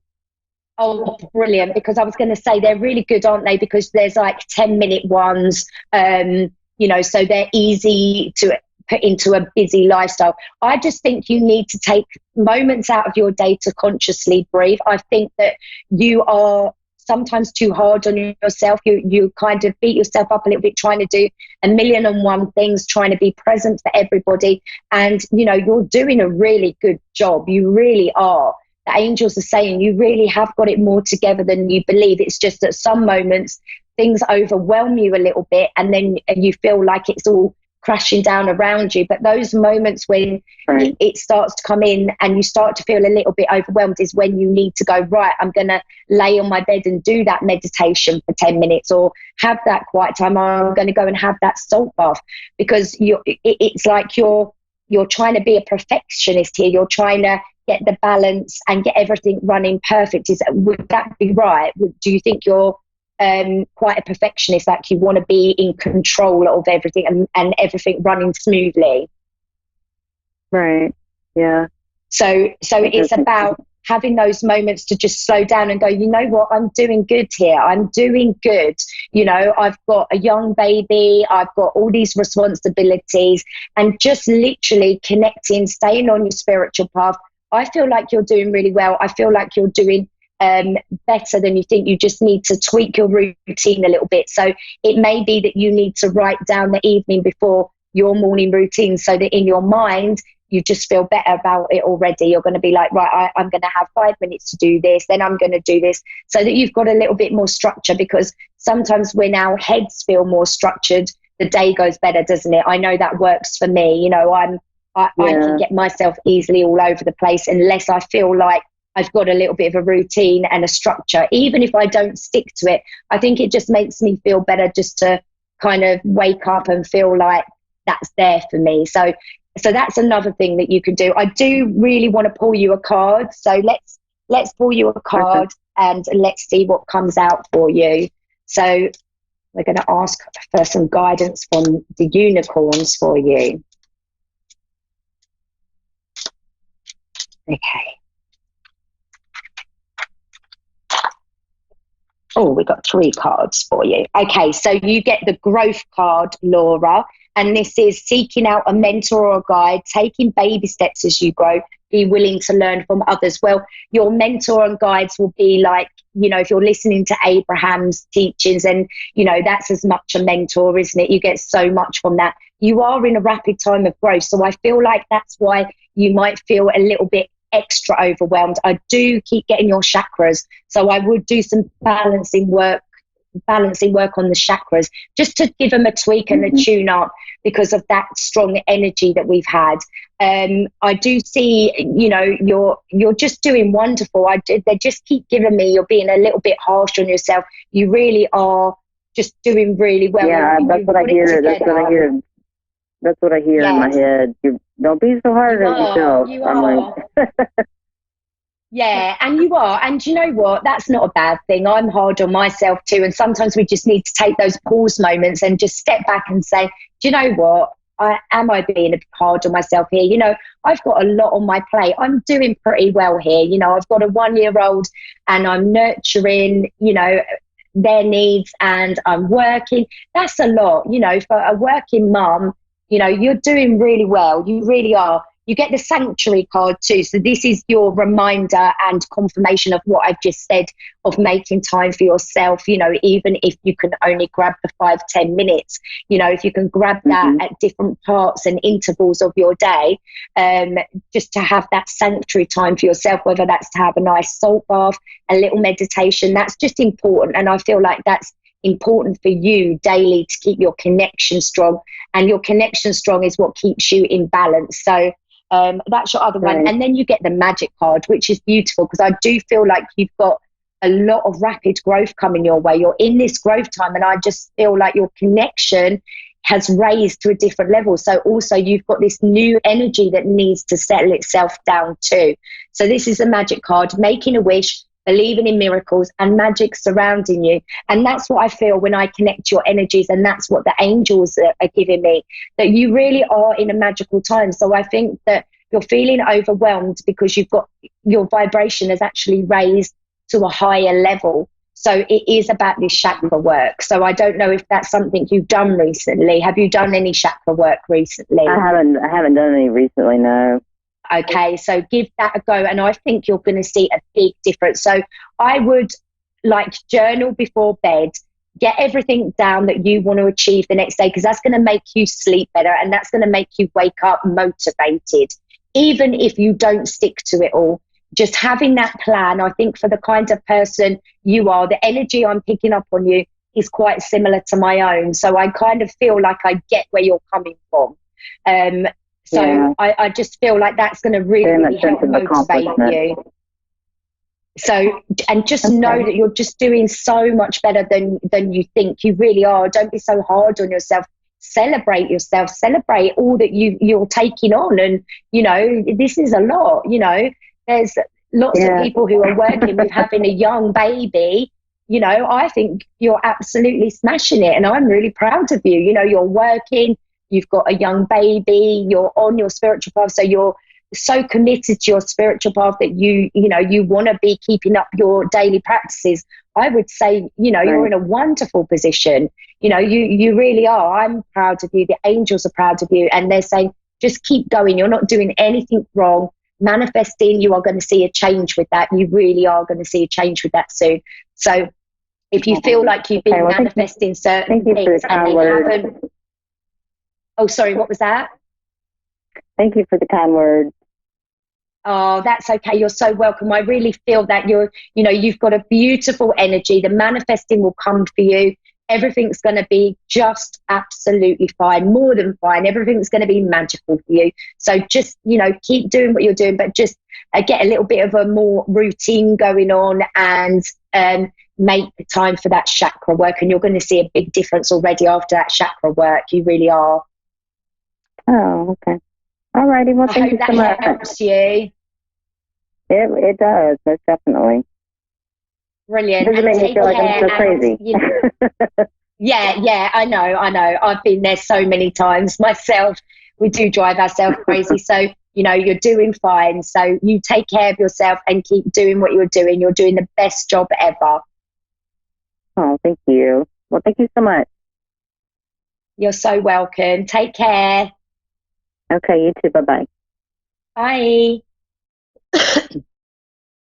So I just want to share with everybody another really good way to stay in alignment while we're talking about routines and keeping a high vibration, because it's your high vibration that will allow you to manifest really, really easily, as I was saying in the beginning of the show.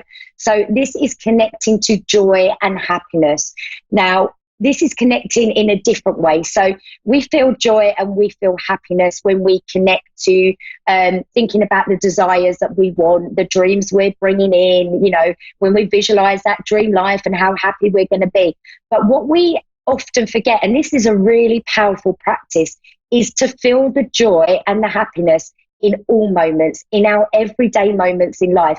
So this would be things like, say, your routine things that we take for granted every day. So you're waking up, you may be brushing your teeth, you're making breakfast. We kind of do those things just unconsciously, don't we? We just get up, make a cup of tea or coffee, start getting breakfast ready. You know, if we've got a family, we start sorting everybody out. And we forget, you know, we just get on with this stuff. But a really powerful thing to do is connect to your joy and happiness with everything you're doing. So it could be like putting the kettle on in the morning, you know, feel the joy of, you know, having that electricity, making that hot drink, you know, tasting that hot drink. The same as when you're getting dressed, you know, feel happy in the joy and connect, consciously connect to that moment of like, you know, I'm so happy that this outfit, I love it, you know, I love the color of it, it's so vibrant, you know, blah, blah, blah, all of that kind of thing. When you're brushing your teeth, you know, consciously connect. Instead of just brushing your teeth and rushing around, stop and consciously connect. Get in tune with your happiness in that moment. The same as traveling to work. Maybe you're stuck in traffic and that traffic jam causes you no end of stress every morning, or your train's late and you're like, oh, here we go again. Instead, consciously connect to the happy moments while you're waiting in the traffic. You could be talking to the angels. You could be, you know, speaking aloud your manifestations. You could be talking about your gratitude aloud. So the more you can do this, I can't tell you how powerful it is. This practice works so, so well. It connects you and aligns you to happiness. And happiness and joy brings you love. And love is your natural vibration. So all in all, by, you know, consciously connecting to these moments, it brings you in complete and utter alignment. And the more that we are in alignment with just simple joy, happiness, and love is when we will instantly manifest. So try that new way of living. Try it for a week and you see the difference. I'm telling you, it makes a huge difference. Consciously connect in every moment, and you really will be surprised with the results. It really does put you onto that whole new vibration. So hopefully that helped somebody. And, you know, come and find me on my Facebook page, Carrie Ann Bush, and then you can let me know, you know, give me a message and let me know after a week how that's worked out for you, because you will see a big, big difference. So I want to do the cards now. So at the start of the show, I asked everybody to connect to number 1, number 2, number 3, and the cards that I've pulled out for you. So everybody who chose number 1, everybody who was drawn to number 1, your card is healing from the past. So this is moving away from the past, connecting to your new way of living. That past will not serve you. So only take the lessons, the growth lessons, and, you know, take them with you. Do things differently. You know, we have stuff go on in our past so we can learn from it and live differently from it. Take those lessons, move on from the past, heal from the past, because there's no point keep looking back. It really is going to keep you stuck. It's going to stop you from manifesting what you want, or it's certainly going to make it harder to manifest what you want. We can't live in the past. We need to be in the present. We need to be fully present now, owning our power. So this is your confirmation that you are healing from that past. So, you know, whatever you're doing, whether you're doing healing meditations, going for some healing work, maybe you're having some Reiki treatments, this is healing for you. You are putting closure to the past. And when you put closure to the past, all doors open up for you. So you're coming into a really, really powerful time. Everybody who chose number 2, your card is the end of an era. So love this. So a whole new cycle for you. Challenges gone, washed away, because you have closed the book on that last cycle. This, to me, for everyone who chose number 2, is really linking into this new energy of 2020. So I would feel like you're really feeling your power. You're feeling and seeing so many changes. And if you're not, then get ready to see them, because that is the energy you're under. Change, new cycles, transforming like that beautiful butterfly. That is you right now, number 2s. So everyone who chose number 3, we get the windfall. So this is a windfall of abundance. This is new money. So maybe you've been worrying about money. Maybe you need money to start something, to take a leap of faith. The money is coming for you.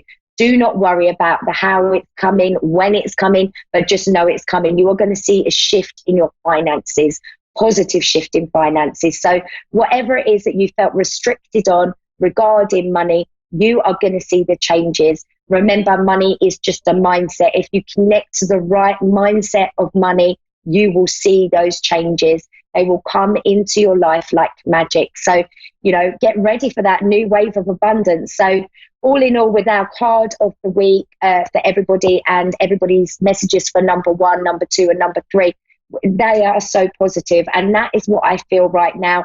I just feel buzzing with energy. I feel excitement in my belly. Excuse me, because I know that it's coming, and it's coming for everyone. It's coming for the collective. So we've got some good times coming up. So if you can just work on making sure that you're aligned, that is where you're going to see everything happening. Believe in yourself and you are going to see it. You really are coming into special times now, and you're going to start to see this changes this week. So how wonderful is that? With the new moon energy coming up on Friday for us all, we're going to have a really fabulous week, everybody.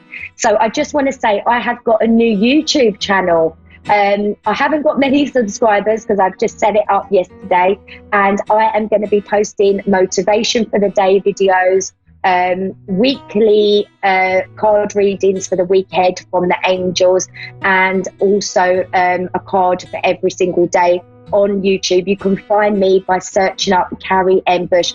I would love you to subscribe. It would make me so happy. So that would be really lovely. And that's going to be there every day for you. I think I can give so much more when I'm talking. So hopefully you'll connect with that. So come and join me there. I'm also on Facebook, Carrie M. Bush, Instagram and Twitter. I have a spiritual soul group because I'm a spiritual mentor. That is on Facebook, called the Spiritual Soul Group. Come and join us there. You would be so welcome. Join our soul family. And I'm also a published author, and you can find my books on Amazon at Carrie M. Bush. So I am sending everybody a wave of positivity. I am sending you all so much love and light, and I am sending you so many blessings for the most magical week ahead for each and every one of you. Hope you've enjoyed the show, and I will see you same time next week on Tuesday. Have a brilliant one, everyone.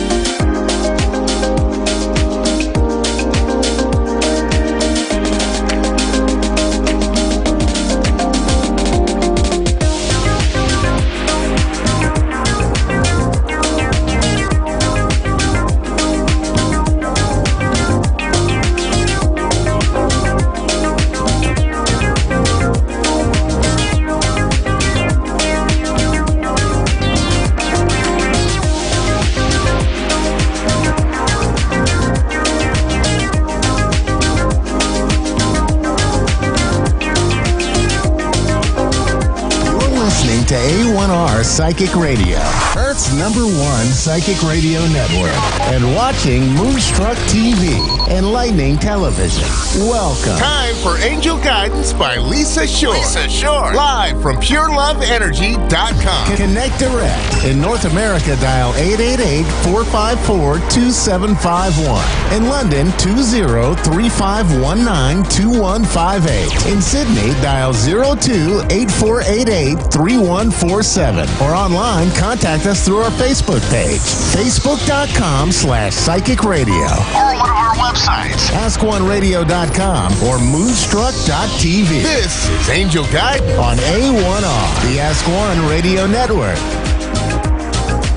Hey everybody, welcome to my show, Angel Guidance by Lisa. Hope you're having a beautiful day. I'm here in the Midwest in the Kansas City region where it is very chilly. The wind chill feels like 0 degrees. So hope you're staying cozy and warm wherever you are in the world. And I am here today to introduce myself. I am a psychic. I am an evidential medium and a Reiki healer. So most of the time in my sessions, when I work with people privately, one-on-one, either in person or online, I also help them heal. And so from now on, not only will I be giving readings on my show, I will also be adding a healing component to each reading, should that be acceptable to the callers. Healing is so important. It's one thing to receive information and to allow me to channel intuitive guidance for you or channel your loved ones. It's another thing to take that information and internalize it and help it meld into your energy field. And when we do healing work, meaning when we allow our energetic body to receive, to align, to actually allow this new idea to come into it and assimilate, that's when we actually start to make changes in our lives. That's when we see results in the physical world. So healing is a very important component for anybody. Nobody's perfect. Everyone has something to work on, whether it be emotional, mental, spiritual, or physical. I just had a beautiful session today with someone who's a listener here on the A1R network. She contacted me after a reading she had with me as a caller.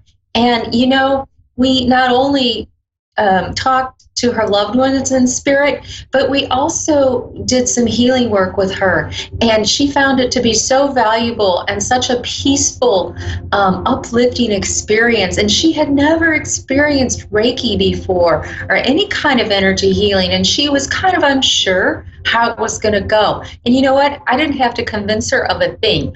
All she had to do was receive the healing. Even though I was not in person with her, she was able to receive the healing and feel uplifted, at peace, and tranquil, because she had had some issues feeling that way.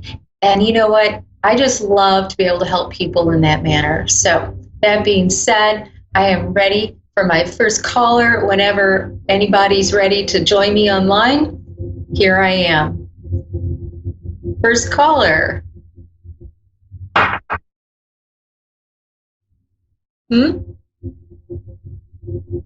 Well, you know what? I'm going to draw a card for the general group while I'm waiting for my caller to queue up.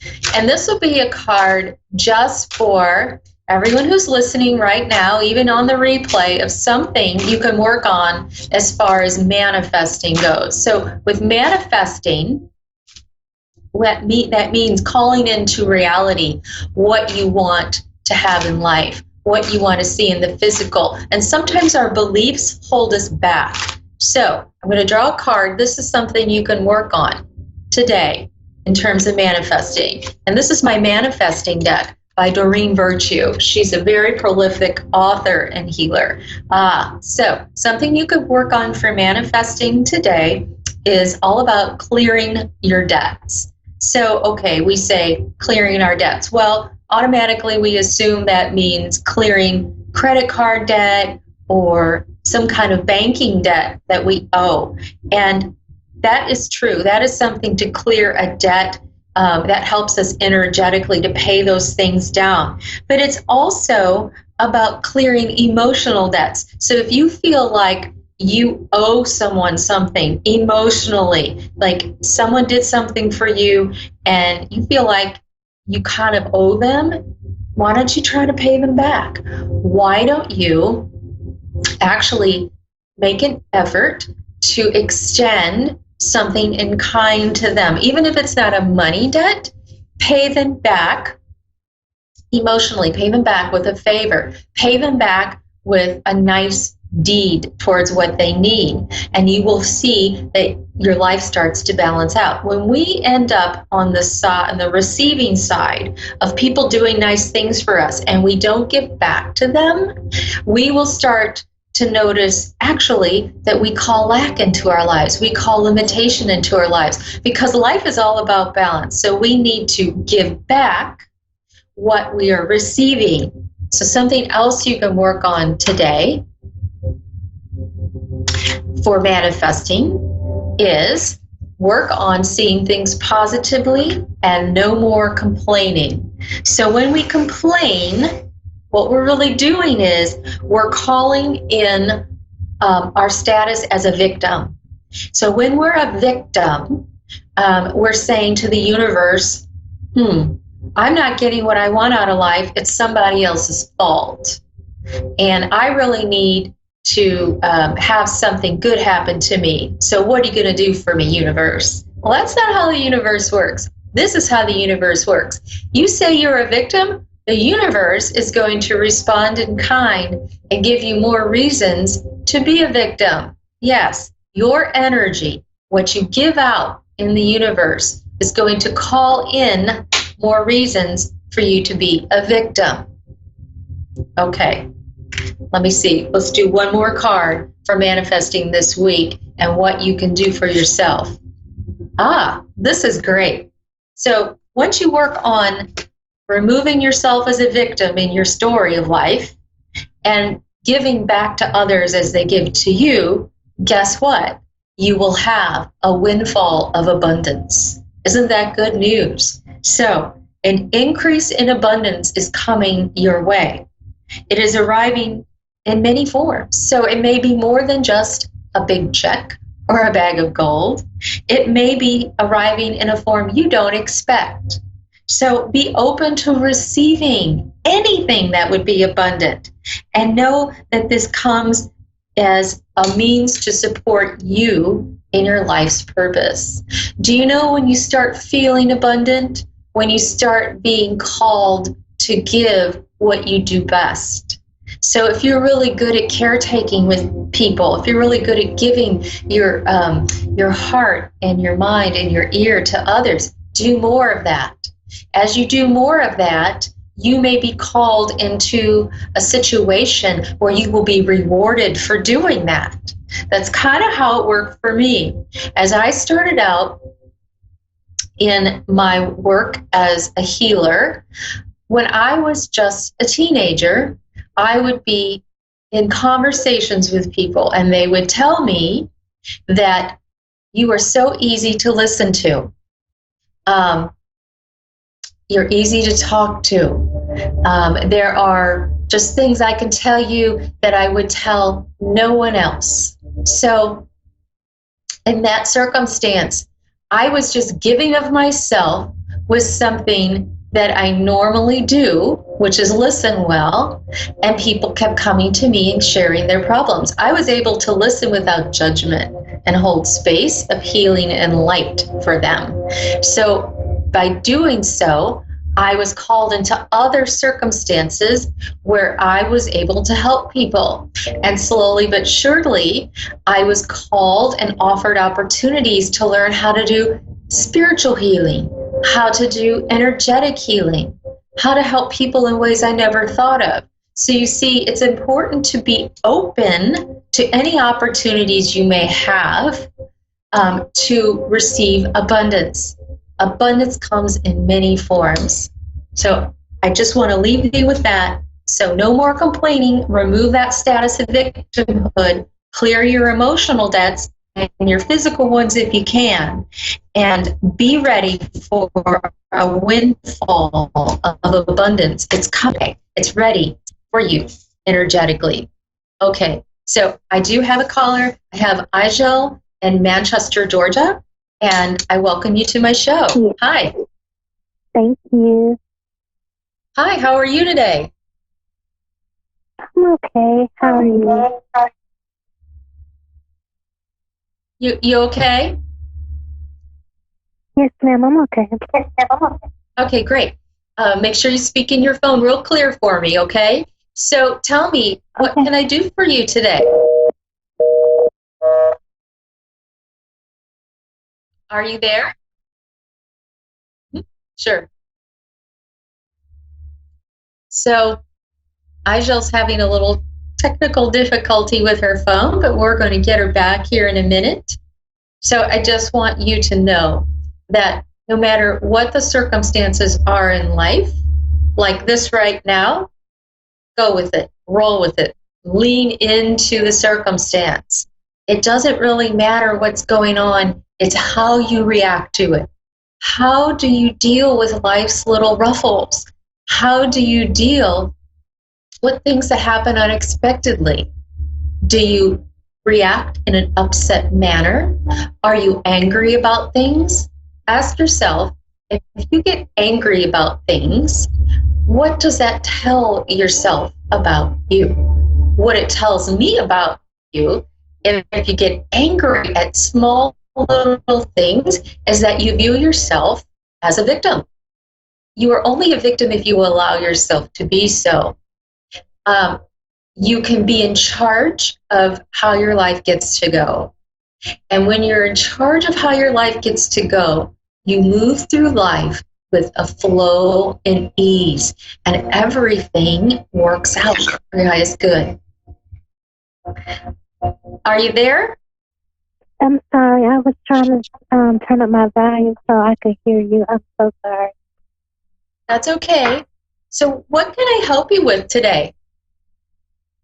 I just need guidance. It's like sometimes I feel like I'm not enough, and sometimes I just feel so insecure. Okay, hold on one second. I'm going to be right back. Need to turn my music down so I can hear you better. All right, I'm back. So tell me, tell me again, because our connection's kind of muffled. Just slowly and clearly tell me exactly what you want me to help you with, okay? Yes, ma'am. I just want guidance, like, of my life. Like, I feel insecure, and sometimes I feel like I'm not enough. I feel like all my life I've been like a people pleaser, and people take my kindness for weakness. But I got to a point where I say to myself, and it's just sometimes I feel like I'm not doing enough in life. You're not strong enough? Is that what you said? In life? Yeah, sometimes I feel like I'm not strong enough, and sometimes I just feel like I'm not doing enough.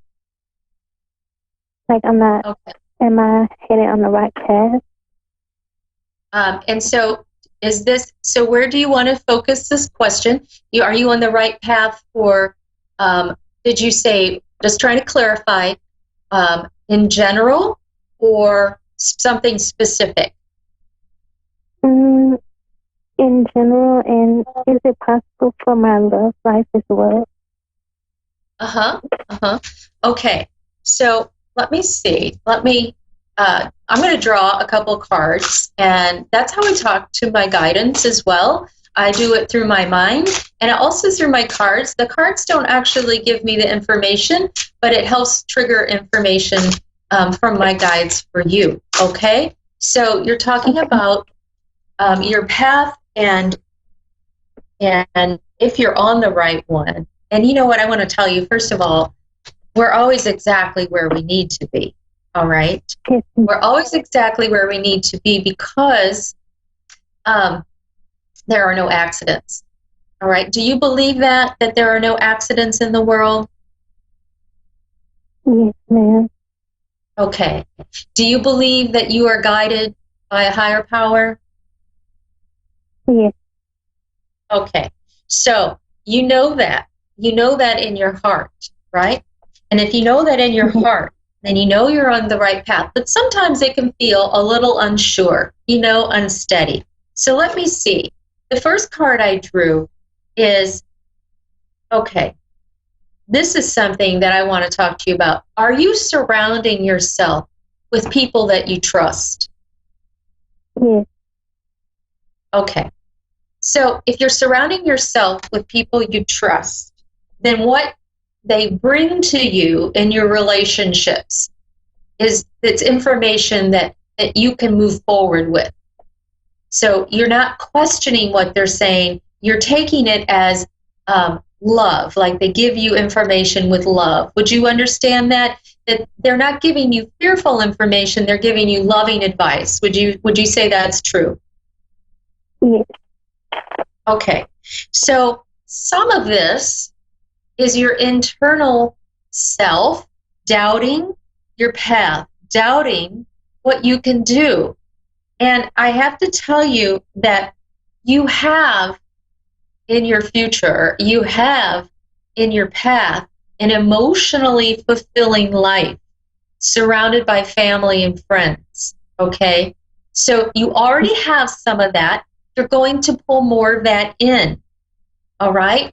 I don't know if you have children, but it feels like, okay, when you do have children, it's going to be a really planned and wise effort. In other words, you're going to think about it. And when you have children, you're going to bring them into your life, and you're going to be a wise parent, okay? So in order to move down that path, it's important to be with a partner who's going to meet you in those same expectations. So when you think about your future, when you think about a relationship with a person, do you have an idea of what you want to see? Yes. Okay. Do you think about that often, or is that just something that sort of floats in and out of your mind? They kind of float like in and out. Okay. So when we think that way, when we sort of half commit to something, meaning we think about it sometimes and sometimes we don't, we are telling the universe, telling our energy, sending the energy out that we're unsure about what we want. And so do you know what happens then? We get unsure results back. So what I want you to do is I want you to decide every single day how your life gets to be. All right? Do you ever do that? Do you ever think about how your life is going to go that day? Yes, but like I have the anxiety, so I constantly overthink everything. Okay, so when you decide how your day gets to be, you're setting your intentions, all right? Have you heard of that word, intention? Yes. Okay, so intentions are really about you determining or shaping what the results are of your life. So every single day, I want you to set your intentions in the morning before you even get out of bed. Because you know what? You have all the tools you need to have a fulfilling, loving life with your family and your soon-to-be partner and friends. So I want you to call that in. I feel like sometimes you don't notice you have the power to do whatever you want. You doubt yourself. You don't need to doubt yourself. You're going to be phenomenal at attracting a partner that's going to support you and love you. Once you set your intentions, I want you to actually even write out a list, do it today, of what you want to see in a partner, in a relationship, okay? All the good points, what you want, all right?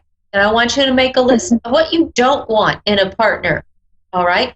And I want you to look at that list after you write it out. Maybe do 5 in one column, 5 in another. And I want you to go over that list every single day. You can change it if you want. You can add or subtract from it. What this is going to do is it's going to send out to the universe what you want in life. And you know what's going to happen? You're going to get that back. You're going to get what you want. You need to trust yourself. You have so much to give to others, and you are in such a supportive environment right now that you are ready. It feels like you're a little baby bird ready to leave the nest, okay? And baby birds don't know they can fly until they jump out of that nest, all right? Like when the baby bird gets out of the nest, it just automatically spreads its wings and it flies. It doesn't know it can fly. That's what I'm getting for you. You know how to fly. You know how to grow stronger. You're ready for it. All right? Okay. Ajal, I'm just going to send you some healing love right now. I want you to receive it. I want you to just close your eyes, breathe in deeply, and know that this is healed and this is done, and your life is going to go in the direction you want it to go. I want you to trust in the universe. Trust in yourself, okay? You're ready. All right. You have a beautiful day, okay, Ajal? Thank you so much. You're welcome. Thank you. Bye-bye. Okay. Lori in Duncan, Oklahoma. Are you ready, Lori? I'm ready. If you're ready, I'm ready. Well, hi. What can I do for you today? Well, I just want to know what my future is going to be. I guess my love life. I'm trying to move here permanently. How's that going to be looking? It's not as easy as one thinks it should be.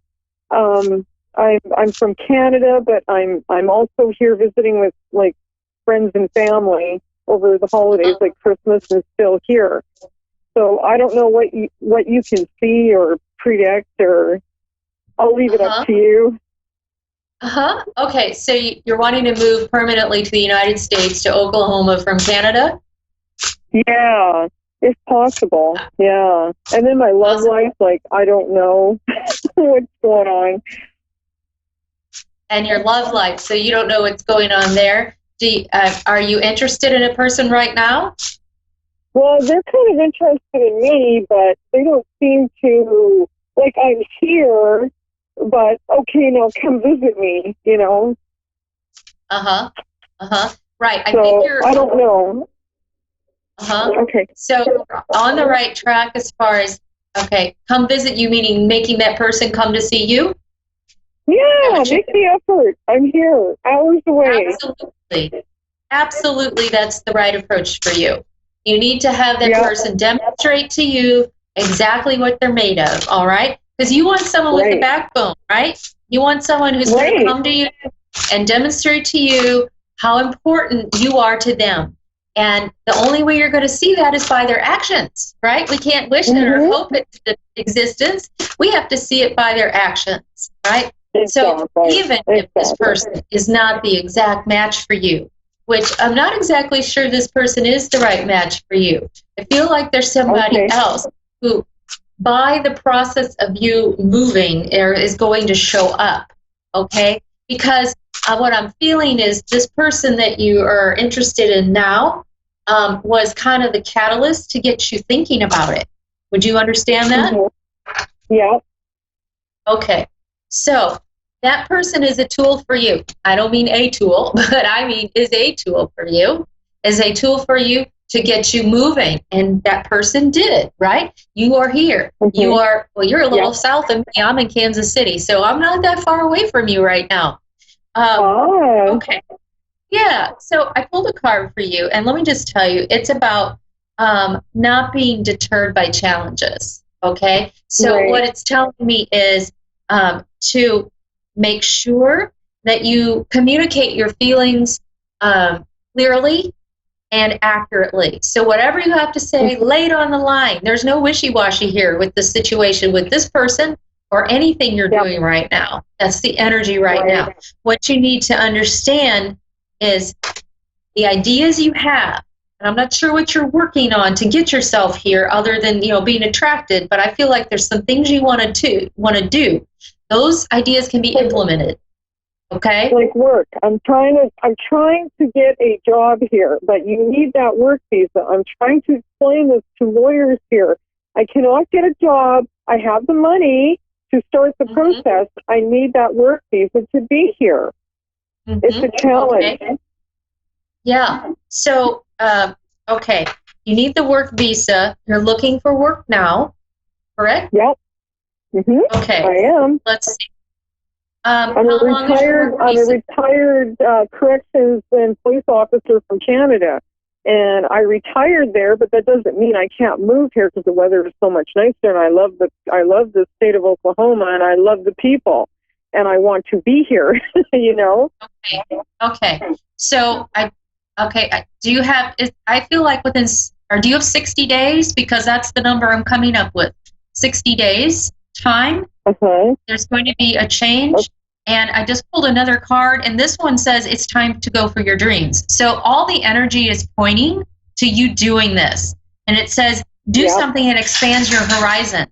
So even if you think it's something that's above what you are qualified to do, go for it, okay? If there's something that looks like it's a little beyond you, go for it. You'll be surprised at what the outcome would be, all right? Okay, all right. Does that sound like you could do that? Because it feels like there's just going to be something that's going to take off, and it's not going to be anything that you maybe even expect. Be open, open to anything that comes through. All right? Just go for it and allow it. Don't bring in any thoughts of negativity, any thoughts of limitation, and even put this person who brought you here in the first place, you know, this idea of this person, just set that aside. You're really focusing on the energy of getting yourself here through work. So focus on that. That's right. Okay? Yep. Okay. Listen, I have to go because I'm running out of time, actually. But if you want to chat, find me on Facebook. My name is Lisa Short. I'm in Lenexa, Kansas. Okay? Okay. Thank you, Lisa. Thank you. Thank you so much. Okay. You have a beautiful day. All right, Lori? Oh, you too. Okay. Thank you. Okay. Bye-bye. Okay, everybody. I just want to let you know I'm on Facebook. My name is Lisa Short. I'm in Lenexa, Kansas. You can find me there on my personal page. I'm also on my business page at Pure Love Energy. Find me there. You can also check me out on my website, pureloveenergy.com. I hope you all have a beautiful week. I'll see you next time, Tuesdays, 3 Central. Bye-bye.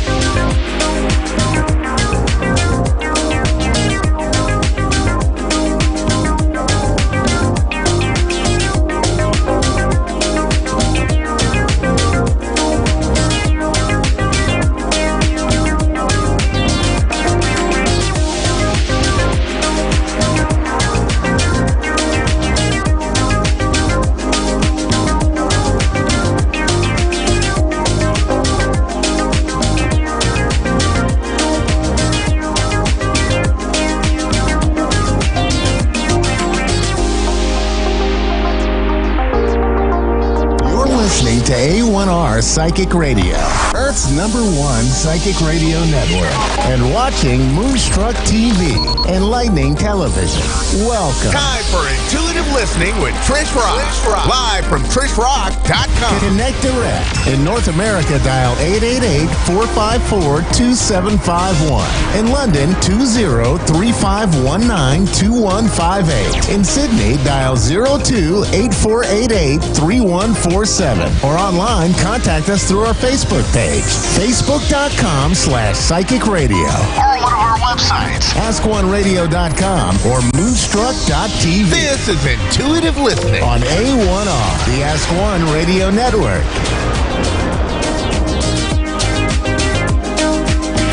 Good morning, everybody. It's Trish Rock here for the Intuitive Listening Show. And wow, this is my third week in. I can't believe it. And I just want to thank you all for being here and following along with these shows. It's amazing. All right, so I've chosen a card this morning and for this week for a collective message for us all. And I've chosen from my beautiful deck, the Sacred Journey into the Animal Realms. It's a beautiful deck. And it was really interesting because the one that came out for us all was this one, Miracle. And firstly, I was excited about the miracle, right? But secondly, because it's a kangaroo, and many of you know we've had massive fires through Australia, and they have killed off millions of animals, and one of them being the kangaroo. And I just thought it was interesting that the kangaroo came up today with the word miracle, because even though so the first message here is, even though a lot of native wildlife and land got kind of wiped out, there are miracles happening every day there with new life and with animals being rescued. So that was the first thing. But the second thing is, as a collective message, this miracle really is a beautiful card. And I want to read to you from the book what it means. This rare white male kangaroo has hopped into your life today, and one of his gifts is a miracle. A miracle is simply the blessings that come from walking our paths in trust and love. You kept going even when the path wove into the dark heart of the forest. That takes courage. And because you have embraced life in this sacred way, you have opened doors to the miraculous. Limitations fall away and the impossible becomes possible. This really is a beautiful message for this week, that your perseverance has paid off in whatever it is that, whatever area of life that is for you.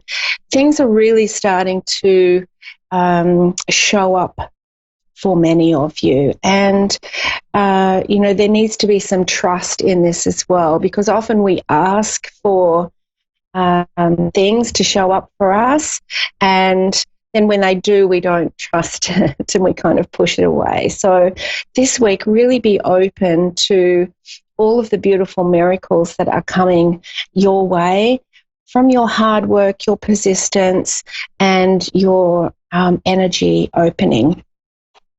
Lots of beautiful miracles. Now, what I want to talk with you about today is one of your intuitive listening abilities, and that is one of the clairs. And we're going to talk about claircognizance.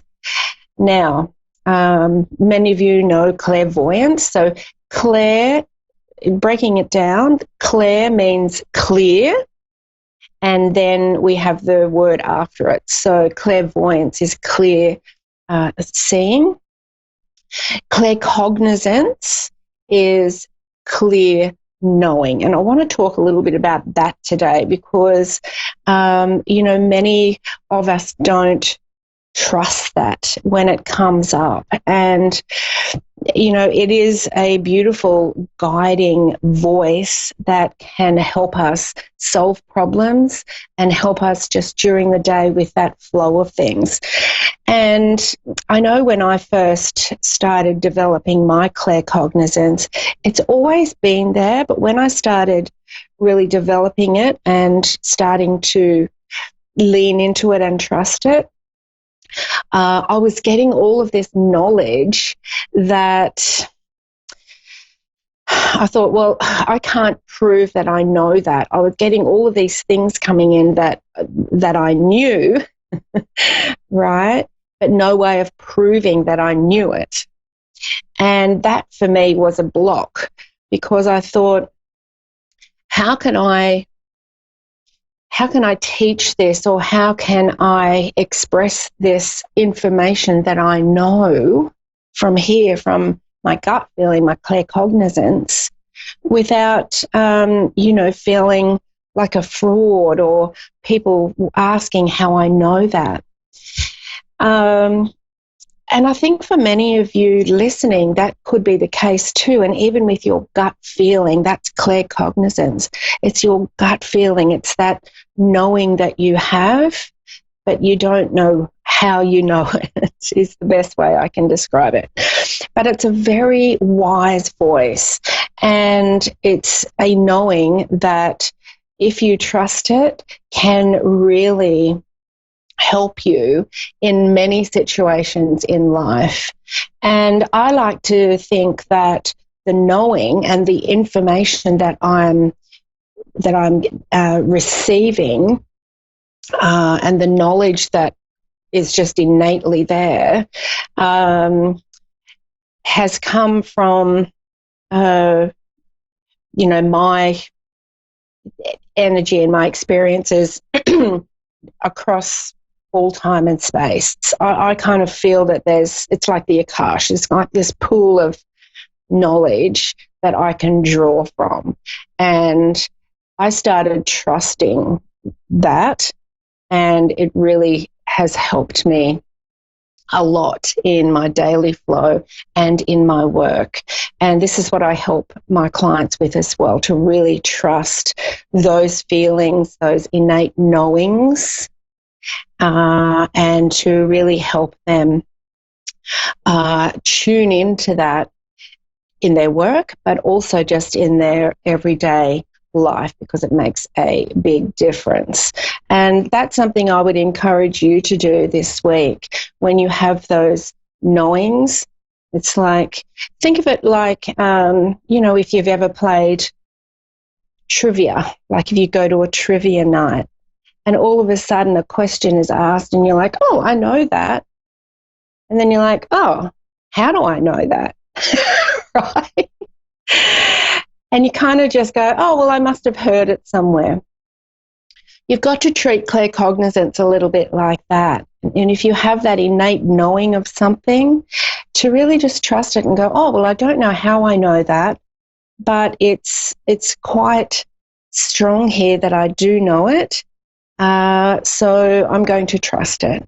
So I would encourage you this week just to really practice that, as far as you feel comfortable, and start tuning in to that guidance of yours that really will give you the answers when you ask for solutions.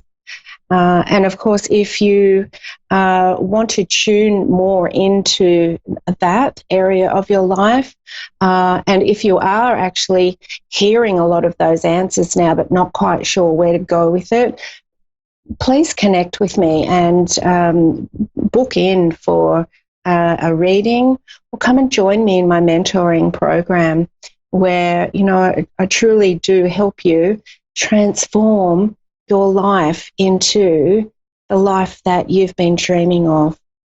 And, you know, it's just amazing to watch people's lives unravel and transform in such a short time. But, you know, if that's for you, and I know that many people are starting to say, you know, there's got to be more than this, and this is the year that I'm going to put some things in place to truly have better foundations for my life and my life moving forward. So if that's you, please connect with me and come and check out my work. So you can go to trishrock.com.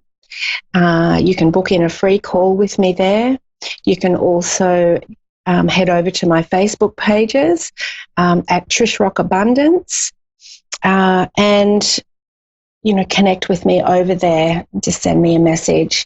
And, let's really find those solutions for you in your life moving forward. And if you are starting to tune in to your intuition, then this is the opportunity for you this year to get some groundwork, get some foundations and some stability in that area so that you can grow from there, either in your own business or just in your everyday life, tuning in to that voice that you've got and those intuitive prompts that are always guiding us, to really tune in and start trusting them a lot more than you have been.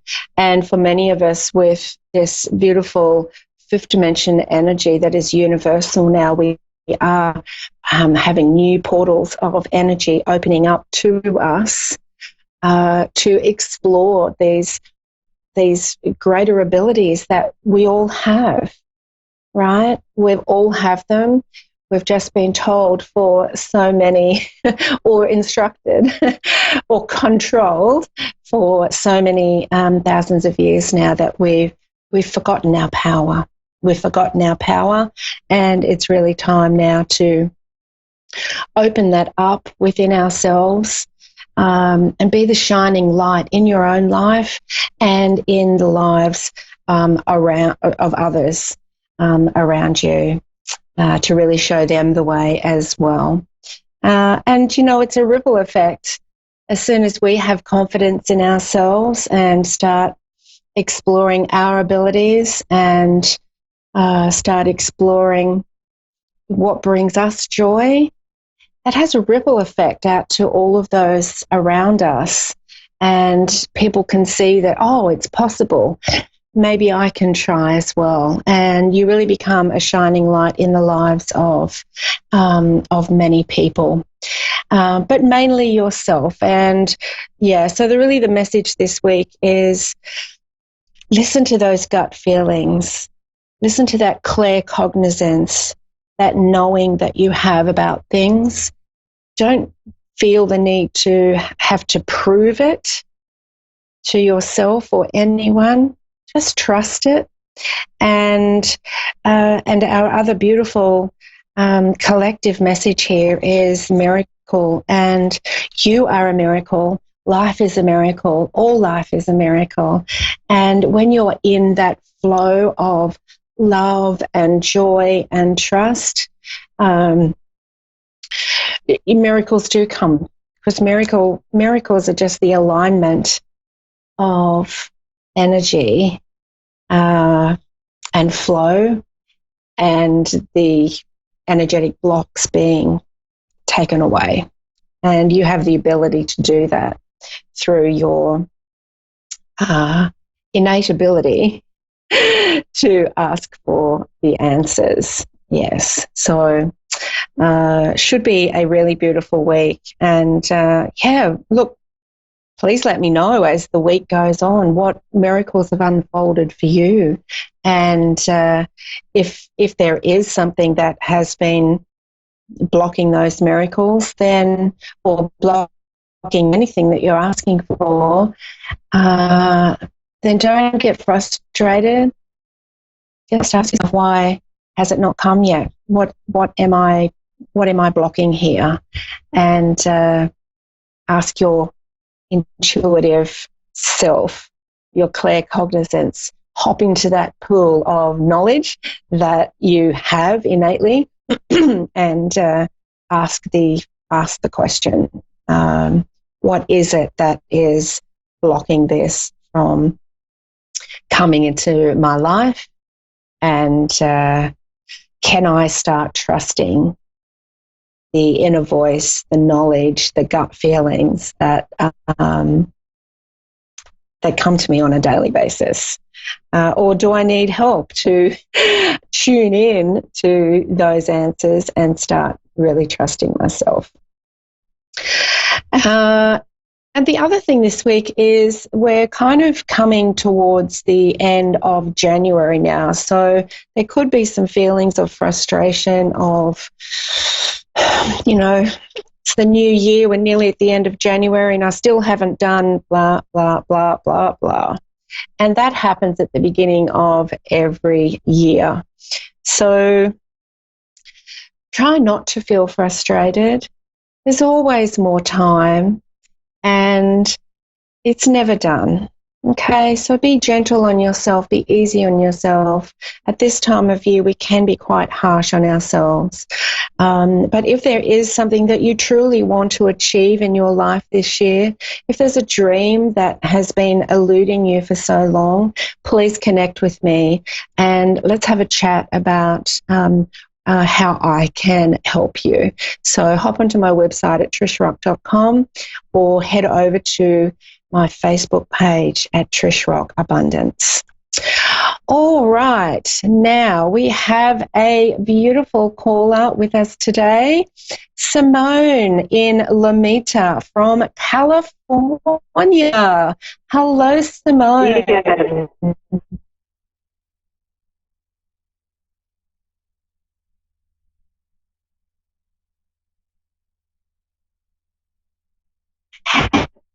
How are you? And here, I'm okay. Wonderful, wonderful. Thank you for coming on. How can I help? Yeah, you keep breaking up. How can I help you, Simone? Well, you wanted to give me a mini reading. Do I have to have a subject? No, you don't have to have a subject at all. Is there anything you wanted to ask, or you want to just see what? Yes, I would like to know about employment. Employment, okay, no problem. The first, yeah. Yeah. I'm currently working for somebody. Okay. And how is this company going to pick up in the future? Right.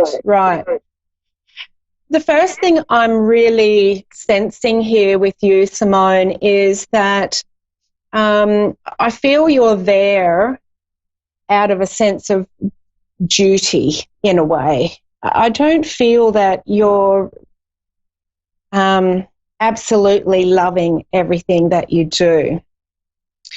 And, there is that fear of being displaced and not having the stability of that money coming through each week.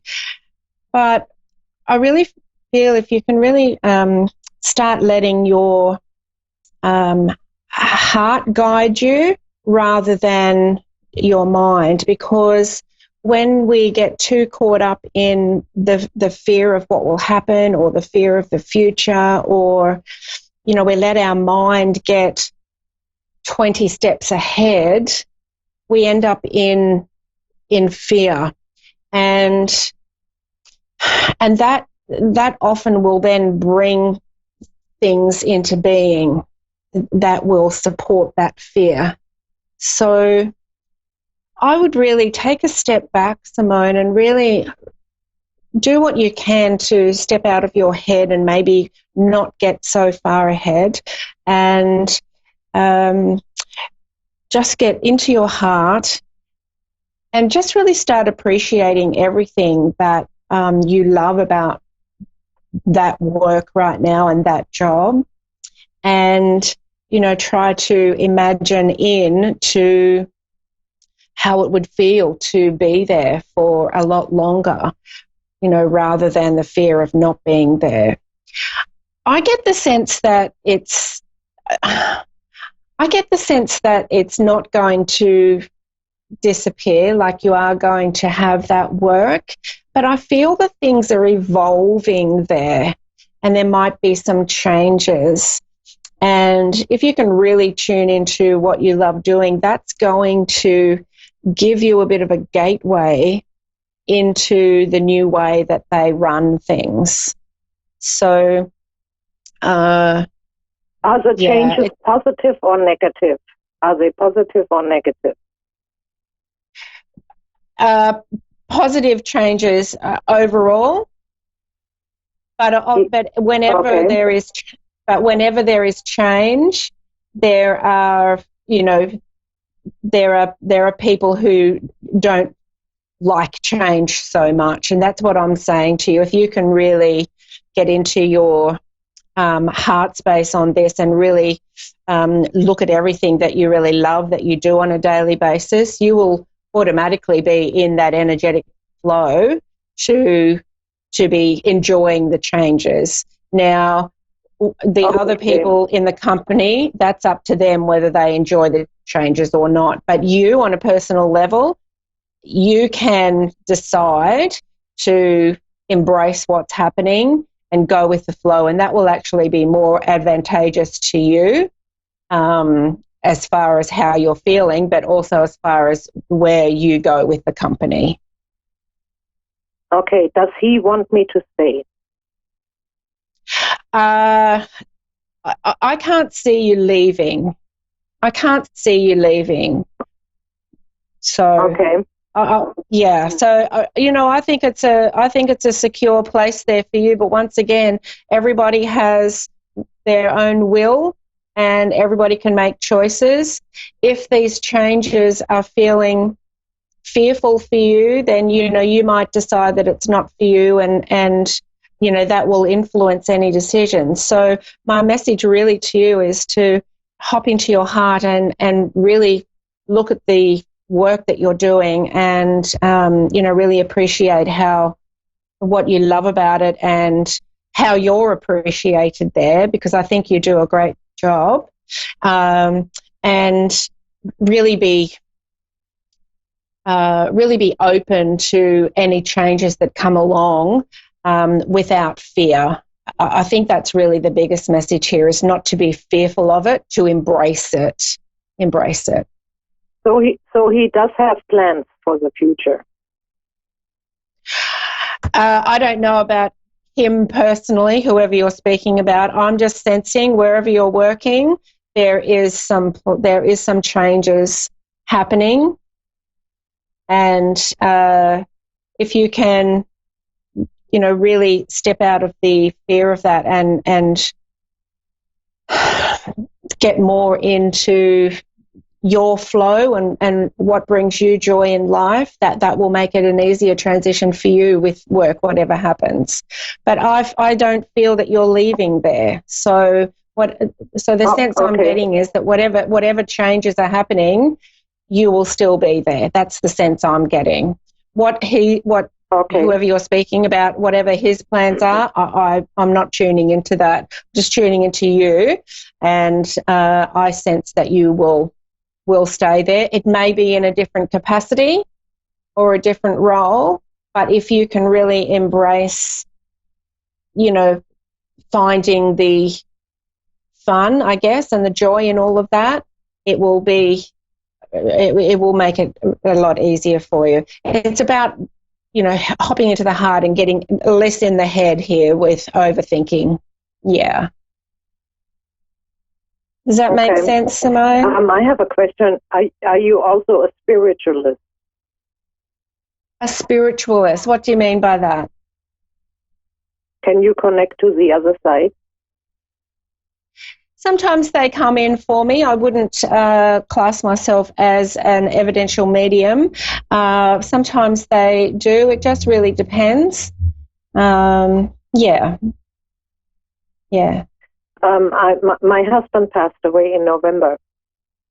Okay. And he said he would stay in touch with me, but so far he only presented him once for a tiny second. Okay. For a tiny second. and he showed me a black spot on his cheek, and the black spot was as like a big tar spot, and I don't know what it means. Ah, okay.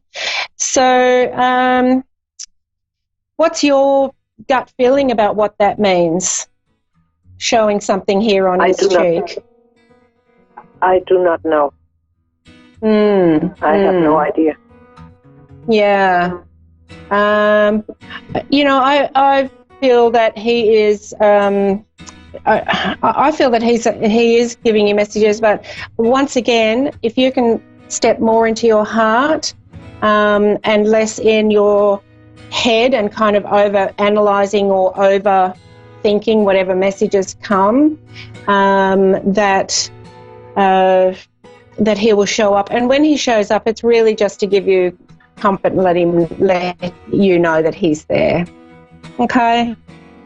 So do you see that happening more often in the future? Do you see that happening more often in the future? I think it will, Simone, if you can let go of the outcome and really just kind of go, oh, he showed up today, rather than trying to analyse the message. Yep. Okay. Okay. Wonderful. Thank you, Simone. I'll have to go now. Thank you so much. I hope that's helped. And thank you, everybody, for tuning in today. Please exercise some trust in your claircognizance and your inner knowing this week, and really start trusting yourselves. Know that miracles can happen when you allow them, and just allow them in. Please connect with me over my website or on my Facebook page at Trish Rock Abundance. I would love to read for you or help you get where you want to go this year. All right, I will see you again next week. Have an amazing week. Bye.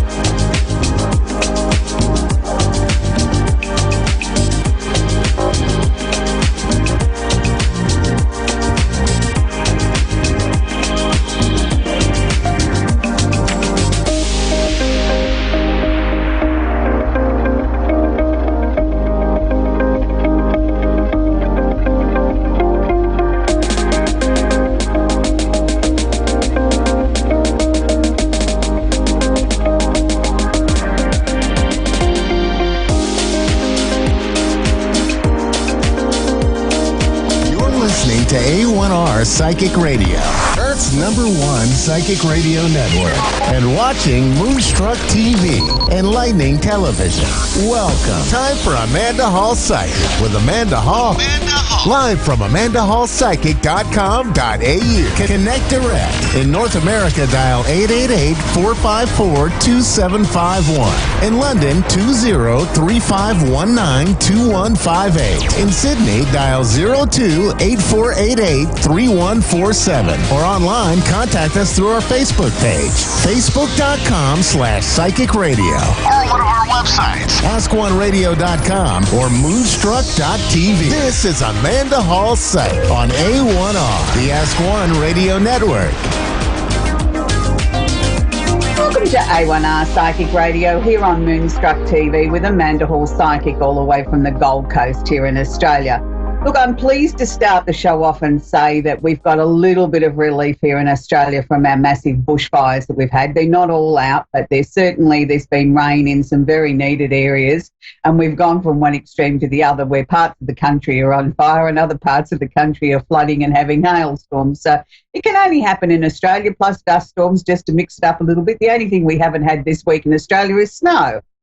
So we can always hope for that, I suppose. So wherever you are in this world of ours, I know that there's been lots of people that have been going through lots of weather events since the beginning of the year, and my heart does go out to you. So I think collectively as a globe, I think we should all sort of hold everybody in our prayers this week and sort of pray for a bit of peace, a little contentment, and certainly the weather to calm down in your little neck of the woods and just everybody to be able to start to heal. I think that's the message of this week, is that we've had so much, even in just a very short space of time, for the start of a new year. There's been so many things to deal with. There's so much stuff going on politically and, you know, right around the world. There's just so many things that are happening. And I think everybody's sort of saying, wow, if this is the beginning of the year 2020, what's the rest of the year going to be like? Because it got off to a very vibrant sort of start, in lots of ways positive, but in lots of ways not so positive too. It's just sort of like all action stations, all systems go. So I'm pleased to sort of share with you this week the Secrets of Tarot card of the week is the Hermit. Now, when I see this card come out in a reading, I automatically take a deep breath and exhale and think, wow, okay, now things are going to start to sort of slow down a little bit more marginally, or things are going to start to become a little bit more streamlined. Now, the actual meaning of the Hermit card can be loneliness, unattached, but more importantly, it's usually soul-searching time is needed, or time alone. Now, this is a very important thing because, you know, as I said, we got off to such a racy sort of start to 2020. I think we all need to catch our breath now and maybe have a little bit of time by ourselves, or doing things that give us pleasure, things that sort of give us that opportunity to stop and smell the roses, smell the coffee, take a deep breath, sort of do some yoga, do some meditation, or just sort of sit there and stare into your candle. You know, I mean, there's many different ways of being able to catch your breath and sort of do a little bit of soul searching without actually consciously soul searching. It's a time of stillness that I think is necessary. And wouldn't it be nice if the world could take a little bit of a breath at the moment and just sort of slow down and let everybody catch their breath with all the things that are going on around the world at the moment? I mean, you know, news stations are very, very busy at the moment. They've got plenty of things to report, from weather events to impeachments to royal dramas to you name it, it's all happening. So it's a time now, I think, where we can catch our breath. So I'd like to sort of move on to now the candle that I've chosen for this week, because I think it's very appropriate that the candle sort of matches the card that I took out this morning. And the candle this week that I chose last night was the candle of healing, because I truly do believe the globe, the planet, all of us need a little bit of healing at the moment. Now, when I bring a candle out like this called healing, that doesn't necessarily mean we've got to race off to the medical practitioner and get a physical. What it means is that a little bit like the soul-searching card of the Hermit, we all need to stop. We need to take a breath. We need to sort of start to sort of slow down a little bit and just allow ourselves to do a little bit of self-healing. And sometimes that can just come in the form of being a little bit still, being at peace with yourself, sort of giving yourself that chance to catch up on everything.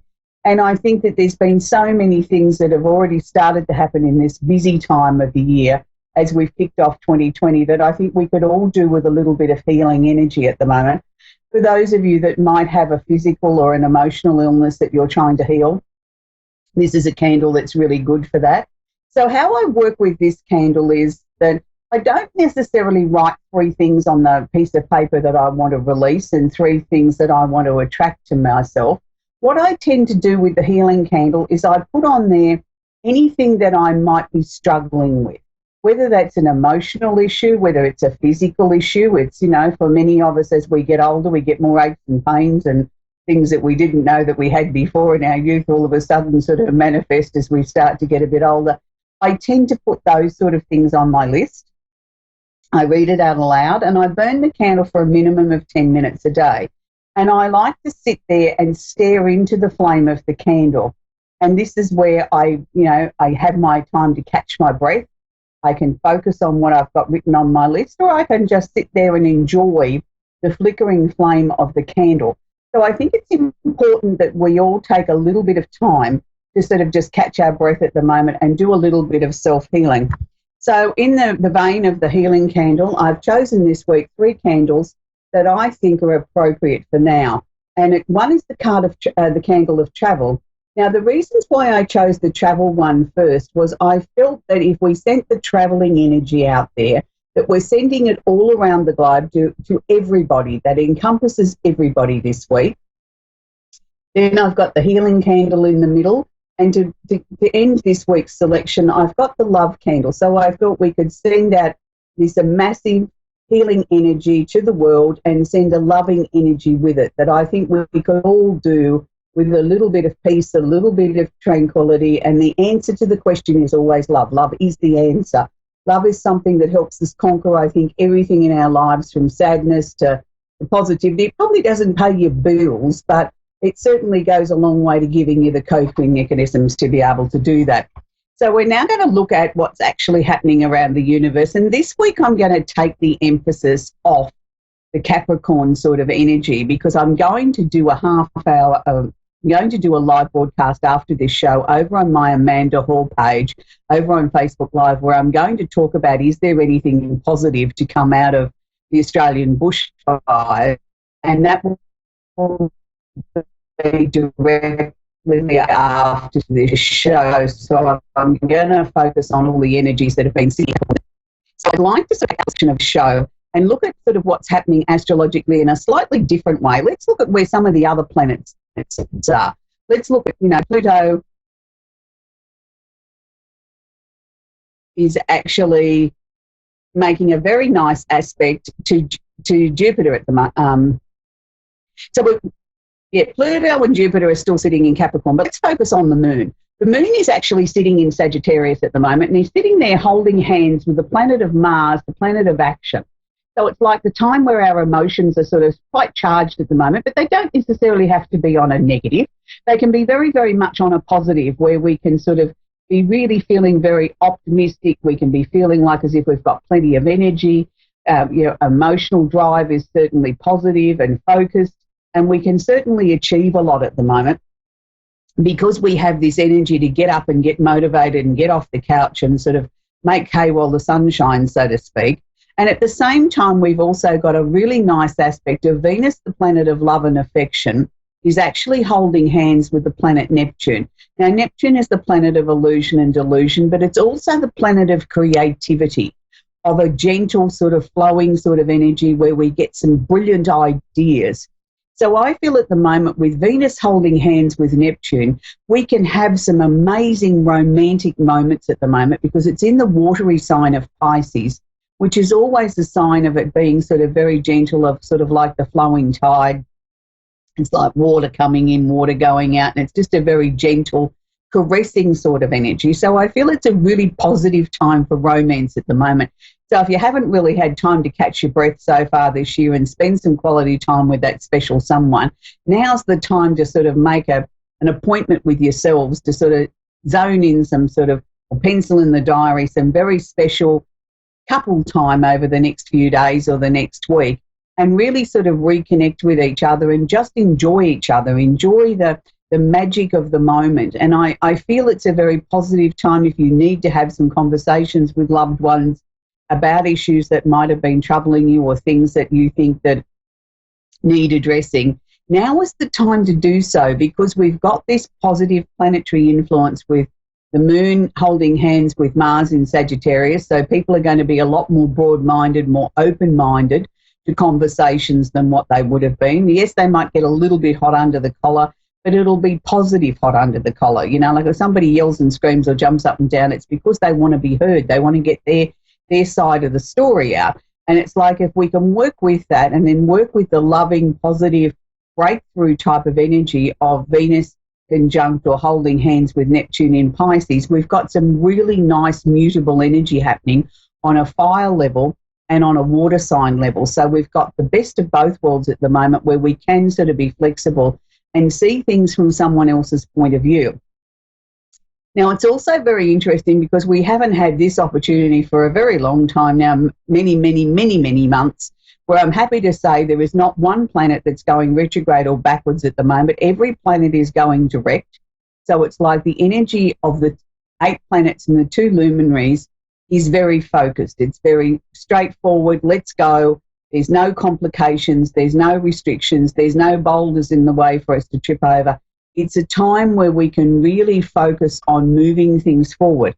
Now, having said this, it's a time where, on one hand, I'm asking you to stop and smell the roses and sort of slow things down and sort of have a little bit of time to yourself. And that's very important.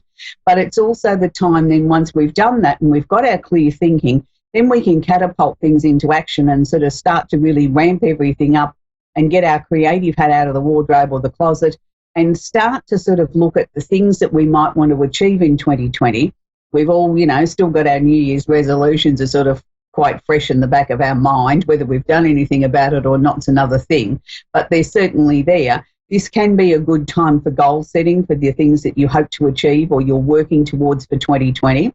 It can also be a good time to look at your family finances and look at how much money you spent over the festive season and how you're going to quickly repay that and get your finances back on track. But it can also be a good time to sort of start setting some personal goals for us as an individual.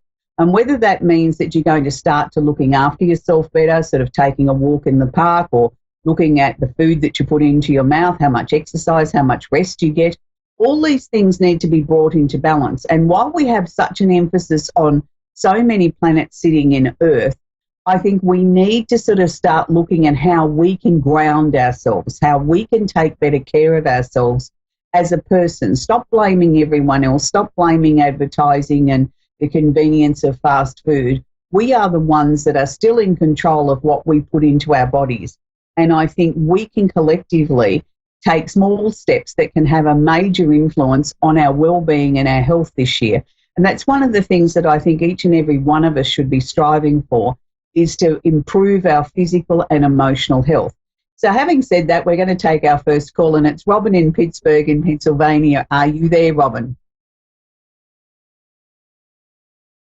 Oh, Robin's just disappeared for the second. We'll be getting Robin back in a minute, so I'll keep talking about astrological things. So it's going to be another huge year, I'm sure, astrological-wise. It's a time where, the planets just seem to be doing their dance and sort of having more fun than what I've ever seen in many, many years. And if I can touch back on the full moon that we had in Capricorn, in Cancer, which was only a bit over a week ago now, and there was a lot of people that said that it was very, very powerful.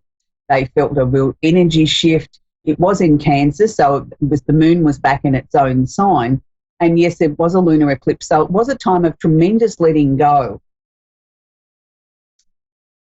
And I think a lot of people didn't realise how much of a shift of energy that they were going to experience personally when this full moon was actually over. It was sort of like a huge shift on many, many directions. Some people actually felt a release on the physical as well as the emotional. So it was a very powerful full moon that kicked off the first full moon for the year. So if that's the sort of pattern that we're laying down for 2020, then I think a lot of people are going to have more of an influence with the full moon this year than what they've probably ever had before in their lives. So it may just be setting a precedence for us to be sort of focusing more on the things that we want in our lives. So it's a good thing. I don't think it's necessarily a bad thing. I feel very comfortable with what's actually sort of happening in our lives at the moment. I feel that 2020 is going to be a very exciting year. I think it's going to be a year of major breakthroughs. I think we're probably going to see a lot of shifts and changes around the world in many ways at how, political parties behave, how we as a nation sort of react to the decisions that our leaders make. I think it's going to be a huge year for climate change. I think there's going to be a lot more discussions around climate change, which is good. So we seem to have lost Robin. We're going to go to Tyresha in Illinois. Are you there, Tyresha? Yes, I am. You have a question I can work with, sweetie? I'm not sure how you are with this, but I was wondering if my mother that is deceased happens to have any message for me. Can you repeat that, sweetie? I had trouble hearing your question. I said I was just wondering if maybe my mother that has recently passed maybe had a message for me. Oh, okay, your mum that's recently passed. Sweetie, there's never any guarantee that they're going to come through in a very short space of time that we've got here on the show to answer that question. Just let me sort of be very clear with you that your mum is always going to be with you. Just because she's passed, whether it was last week or last year or 20 years ago, that doesn't sort of denote that they're going to come through any quicker on the time frame that they've gone to the other side. They are always with us. They are always very aware of the things that we're doing in our lives. And I think us as human beings, we tend to think when someone passes that they must have some tremendous message that they've got to share with us, or something that they haven't shared with us while they're here on earth, and they're not going to be able to settle or rest in peace until they've shared this with us. That's not necessarily the case. Usually it's just a fact of they want you to know that what you're up to. They don't even necessarily all the time have anything of any great substance that they want to share with us, just to let you know that they're okay and they see what's going on in your life. Your mum hasn't come through with any particular message, but what I am picking up psychically is that there's still a couple of changes that are going to come up around you over the next couple of months. So was there things that you were working on just prior to your mother's passing that sort of got put to one side with the loss of your mum, that you had other things that you needed to focus on? Like my career, finding a job. Yeah, those sort of things, the things that you were working on or striving towards before she passed, and then sort of obviously you had to change gears for a little bit because there was a family tragedy to deal with. Look, I do feel that there is a new job. I'm not sure that it's going to be this month, but I'm sort of seeing around March, the beginning of March, being a very definite time for you moving forward. It's like sort of slowly start to get your head back into what you want to achieve for 2020. Start looking at how you can sort of put that into action. And I feel be ready to sort of launch yourself in early March, because things sort of seem to be really ramping up then. It's interesting because every time I ask if your mum's there, I don't get anything directly other than a pink flower, but I'm going to say it's not a rose. I'm not really good on flowers. It's a big sort of flower like a camellia or something like that. So I don't know whether your mum's message from that is that she's just giving you a flower to sort of say she's okay, or was that something that she had a particular unusual sort of flower that was her favourite? She knows I like carnations. Okay, well that's not what I would consider a normal flower this day and age. Yes, if it's a carnation, it was bigger than a carnation. It wasn't a petite one. It was a really a lipstick coloured pink, a lolly pink, candy pink colour, but it was big. If it was a carnation, it's a beautiful carnation. She was showing it to me as an exaggerated version of one, so I'm going to take that's what she's showing me, that instead of just showing me a small carnation, she's showing me one the size of a saucer that you'd put a cup on, to show you how much she really does love you, and she is here and she is connecting with you. Was it a sudden passing, was it? Because she keeps telling me that she wasn't prepared for this. Okay. So was it sudden when she departed?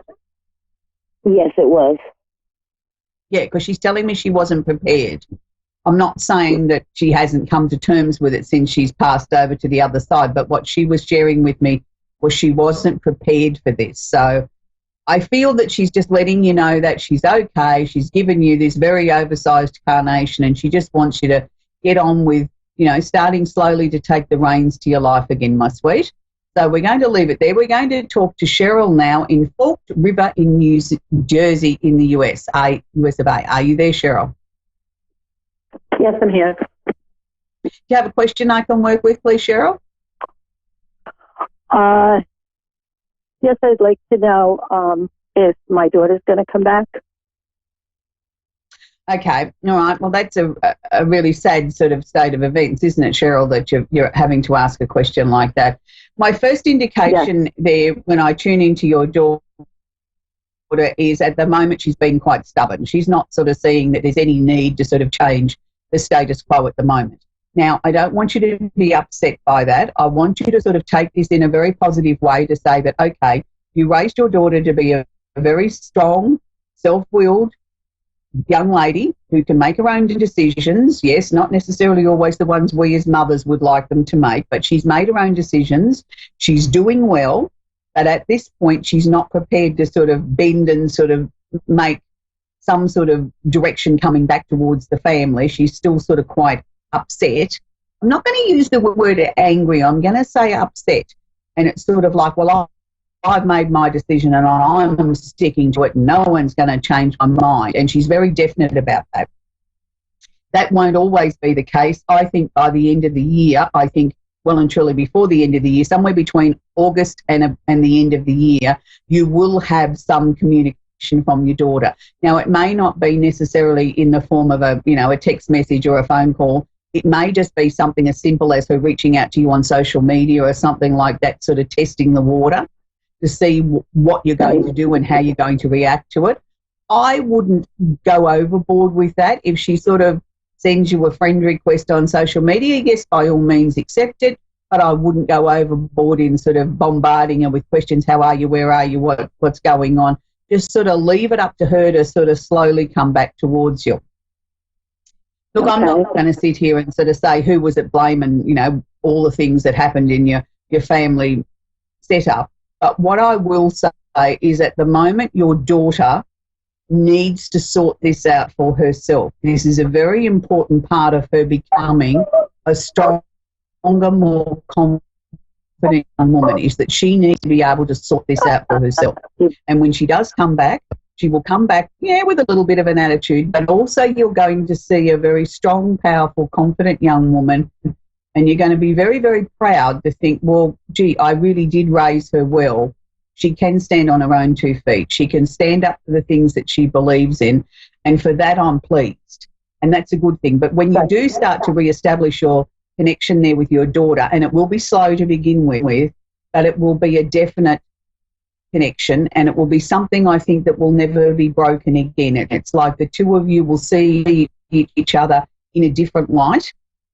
And I think you'll accept each other as two very strong, powerful, stubborn, big-headed women that, don't always see eye to eye, but you can respect and understand and appreciate the other person's point of view, even though you mightn't always agree with it. So that's a good thing. But, you must realise she doesn't believe she was wrong. She's not going to admit that. So I think it's not a matter of who was right and who was wrong. I think it's a matter of us being able to draw a line under this and being able to move forward as a family. And I think that's the important thing. And I can tell you she's okay. She's doing well. She's really powering on, and you've got nothing to worry about other than the fact that she's not in contact with you. But let me assure you, there isn't a day goes past where she doesn't think about you and doesn't wonder what you're up to, but she's just not ready to reach out just yet. So I hope that's put your mind at ease, Cheryl, because it's always difficult when our children don't speak to us for various reasons, and we just need to know that they're okay, and she is okay, sweetie. Great. Thank you. You're very, very welcome. And that's where we're going to leave, Cheryl. Now, it's always hard when we have, issues with our children or family members, and, it rips families apart for various different reasons, and a lot of times they're very silly reasons, as we see it at the time. But it's usually that little thing that is the final straw for somebody that's been unhappy or been agitated or upset with a family member, and it's a little thing that's the final thing that makes them walk away. But, it's a time where I think that we need to appreciate and respect that everybody has their own right to be able to turn their back and walk away from a family situation or a situation that they believe is toxic to them or is not working for them. And it doesn't mean that they stop loving us. It just means that they need to do this for their own self-preservation. And I think there's a lot to be said for that, because we raise our children with the best tools that hopefully we can give them as parents to be able to stand on their own 2 feet and make decisions and to be proud of them. And then when they act upon those tools that we've instilled in them as they're growing up, we then tend to sort of get a little bit upset and say, oh, why did they do that? That's not what I wanted them to do. Well, we've got to understand that they are grown-ups and they have the right to make choices and make decisions that suit them and are right for them. So there may be a few people out there that are going through the same situation as Cheryl. Know that your children are okay. You know, they just don't choose to be in our lives at the moment. So for those of you that want to join me over on my Amanda Hall page, I'll be talking directly after this show in a couple of minutes on some positive things to come out of the Australian bushfires on an astrological point of view. So until next week, make sure that you start doing a little bit of healing on yourself and really looking after yourself, because that's the most important thing we can do for ourselves, is to look after ourselves, and then we can take care of everyone else. So bye for now.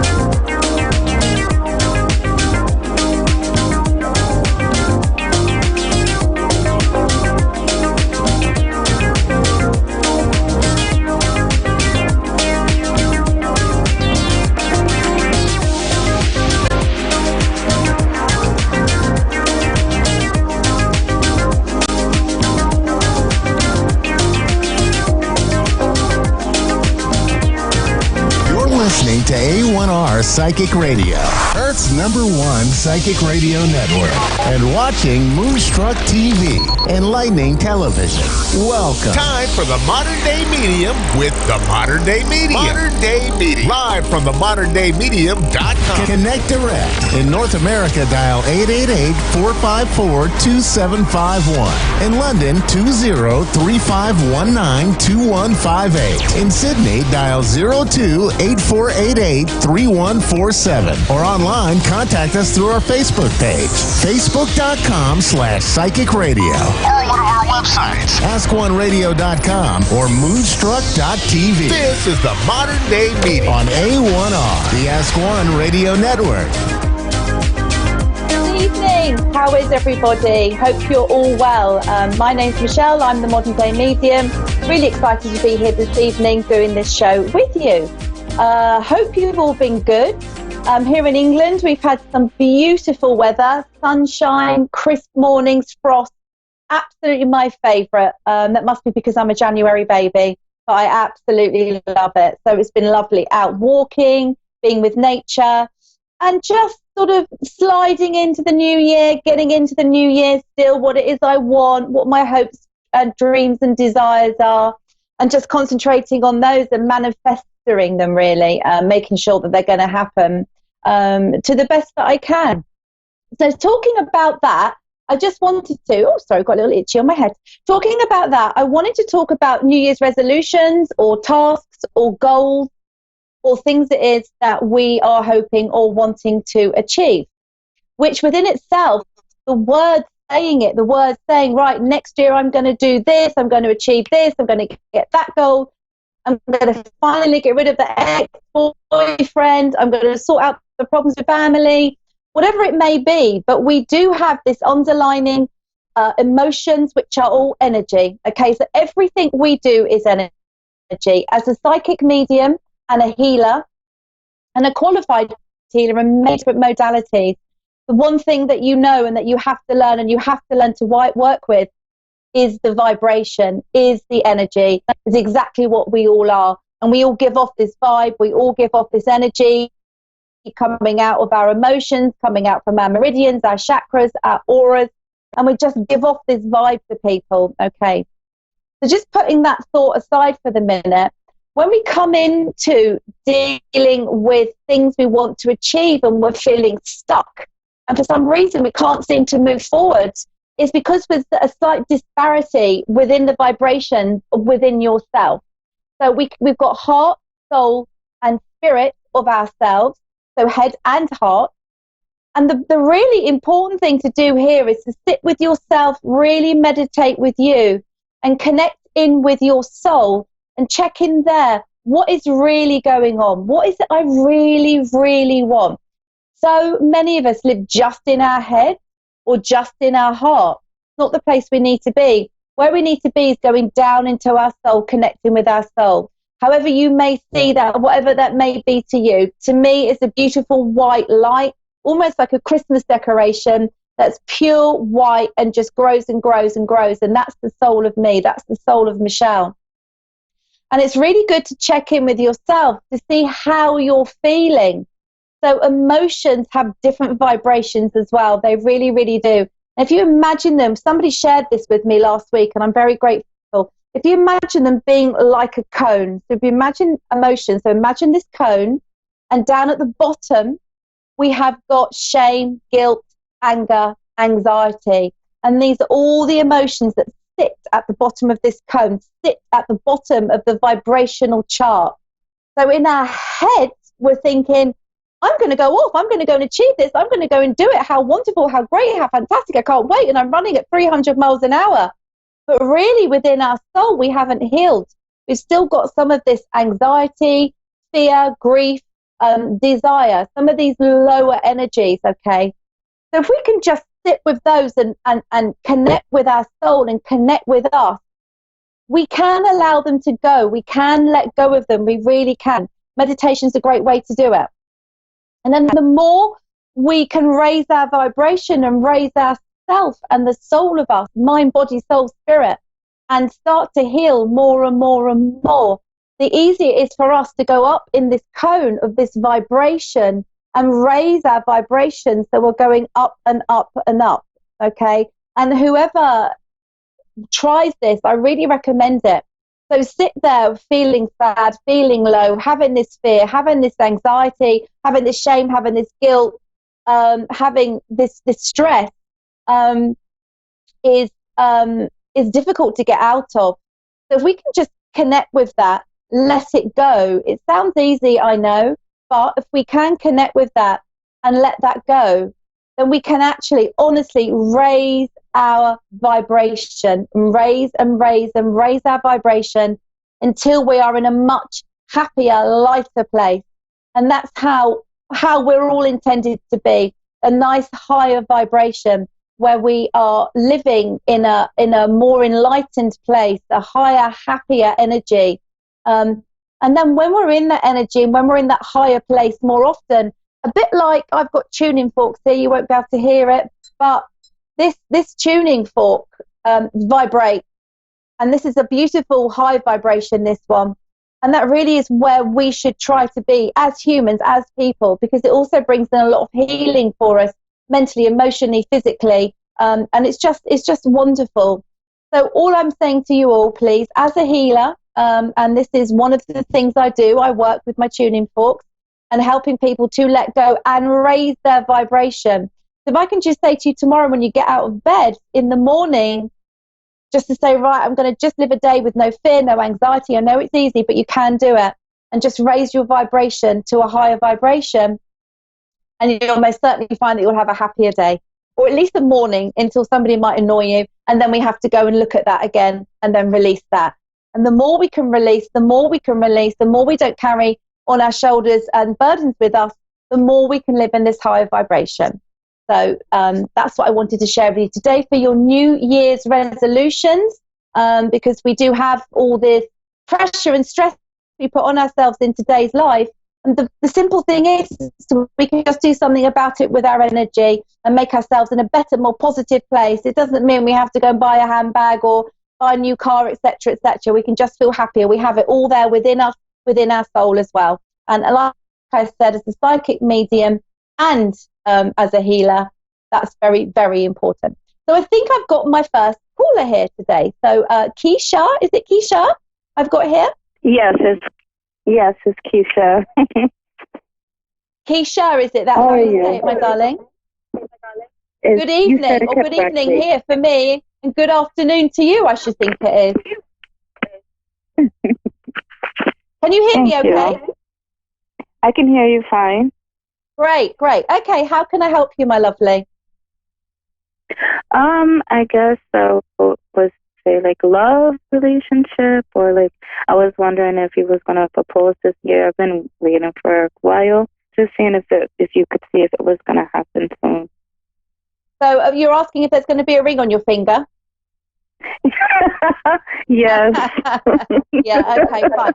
All right. I've got a gentleman, first of all, as I am a medium, stepping forward from the world of spirit for you. He feels very much like a fatherly figure on your mother's side. So this feels like a grandfather figure to you, my darling, if not your father, sweetheart.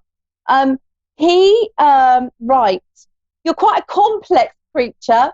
You're an interesting young lady, and you're quite, not because you want the ring on your finger, but you're quite an impatient lady as well. You want everything now. I feel that you run, this gentleman's telling me, you're making me laugh because you're funny. You like good fun. You enjoy life. He's making me feel that you're not too worried about all the menial minor things in your home or at home. You're not bothered about that. What you really want is you have this vum for life and this massive zest for life, and you enjoy life, okay? I am being told that there have been losses, and you've had a lot of losses in your life, sweetheart, and I need to go back 2 years as well, darling, okay? Now, I don't know if you've lost or a child has gone through, or whether you've got a child in the world of spirit, please, sweetheart. I lost my sister. Okay, fine. Not if we can come back to your sister in a minute, but I need to feel like whether there's been a small child that didn't make it to the earth plane, please, whether this could be just naturally didn't stay with you or something happened. I do definitely have a child here in the world of spirit within your family, then I have to go. Right, your sister, goodness gracious me. Right, I have to say, I feel your sister, she's also a massive character, just hilarious. The life was sucked out of her, please, if you can understand that, my love. I feel that she was ill for some time, and life was just sucked out of her, and she got more and more and more drained, please, my darling. But she always smiled. I feel the two of you were incredibly close as well, all right? And she's bringing me in funny memories of when you were both children. Not all families do have this lovely closeness, but I feel the two of you did. You shared a lot of secrets, and you got up to no good as well. She's telling me, were you the older sister, please, my love? Yes, I am the oldest. You covered for her a few times. She's saying that you had her back. You had her back, all right? You had her back. Yes. And you're a great, wonderful sister. She needs you to know that she's standing tall now, please. Like physically, she's standing up perfectly straight, if that makes sense to you, please, okay? And she's moving around, so whether she enjoyed dance or music, but she's moving and mucking around quite a lot, and she's laughing a lot as well, all right? She sends you just an abundance of love, and she really needs you to know that she's around you. I need to mention, it sounds like she's saying to me frankincense or freesias. Frankincense or freesias for a smell and a memory, please, for you when she comes around you, for you to know that that's the smell that she will give, for you to know that she is around you, my darling. She's quite fussy about her clothes as well, please, your sister, as you are as well. And I feel she's telling me, she's joking at you, and she's saying that you're quite a hoarder. Does that make sense to you? Yes, please. I feel like I've got bags of shoes and something just won't let go of. And she's like, oh, gee, she hasn't worn it for years. She never will. Oh, and she's just made a joke about, you keep promising yourself that one day you'll get back into them. I'm trying to lose weight now. Yeah. And that's exactly what she's saying to me. And she's laughing about it. Your sister's got a beautiful vibration. She really has. Now, this gentleman that you're with, he's stuck through you, through thick and thin, please, my darling. Thick and thin. Yep. Is he thick or thin? Yes. I feel this gentleman has been around you for a while. It's not a brand new relationship, please. Right. 9 years. 10 years this year. 10 years this year. Yeah. And she's saying to me, I hope you can hear me, she's saying that she has been there with you through thick and thin, all right? And that he's had his own things to deal with, but she's telling me there sure is a commitment coming. There sure is a commitment coming, sis. Just be rest assured, all right? And I feel it's going to be later on this year, okay? There's a particular kind of ring, and she's telling me you've dropped enough hints, the poor guy can't get away from it. It's hilarious. And yeah, so that's definitely coming, my love. It's going to be a beautiful ring as well. But it's going to be quite comical how he proposes to you. There's going to be a memory or something that's made you both laugh and you've been out and about. So most certainly unexpected, definitely. All right? Okay, thank you so much. You are so welcome, my darling. So, so welcome. And I'll speak to you again some other time. I can definitely relate. That was awesome. Oh, good. I'm glad I could help you, my love. I'm glad I could help you. Lots of love to you. I think I've got someone else calling now. Thank you, sweetheart. Okay, thank you. Thank you so much. Take care. You're so welcome. Enjoy the rest of your day. And just know that and also, can you give love to Mum as well, please, my love, all right? Yes, she needs it. She's taken it very hard. It's only been 2 months. Yeah, you need to give love to her, please. She's having, very hard. It's very difficult. She's having problems with her eating. She's off her food. She's not taking care of herself. She's also supposed to pass away eating pancakes. Okay. She's around her. My sister passed away eating. My sister passed away eating pancakes on pancakes. So like now, my mom is having a hard time eating and eating because in her mouth, her suffering, and it's just very hard for her to eat. Every time she eats, she thinks about how she passed away. Yep. Yeah, and that's exactly the connection there, and that's exactly what she's saying to me, is all this food and her having troubles to eat. So there we go. So just evidence that your sister is around you, and just please pass on to your mum that she's safe in the world of spirit. She's back home. She's covered in love. Love is all around her. And please just make sure you pass it on to Mum, my love, okay? And if you ever want to read with me, you can find me on Facebook, or my website is The Modern Day Medium, all right? What is your name? My name is the Modern Day Medium. The Modern Day Medium. Okay, thank you. And I do Skype and Facebook. Obviously, I'm doing it now. So, all right. Okay, thank you. Bye. Lots of love, my darling. Take care, sweetheart. Bye. Oh, lovely. So I've got my next caller now coming through. Sorry, I got carried away chit-chattering there. Hello, who have I got here now? This is Courtney. Courtney? Mm-hmm. Good evening to me. Well, good evening for me. Good afternoon for you. How are you, Courtney? Are you well? I'm okay. Yes, thank you. Good. How can I help you, please, my sweetheart? I'm just wondering what the living situation that I'm in now, how it's going to affect my daughter and myself in the future, or if it will, because. Okay, honey. Oh, don't tell me too much then, so because I can just linking and go where I'm going.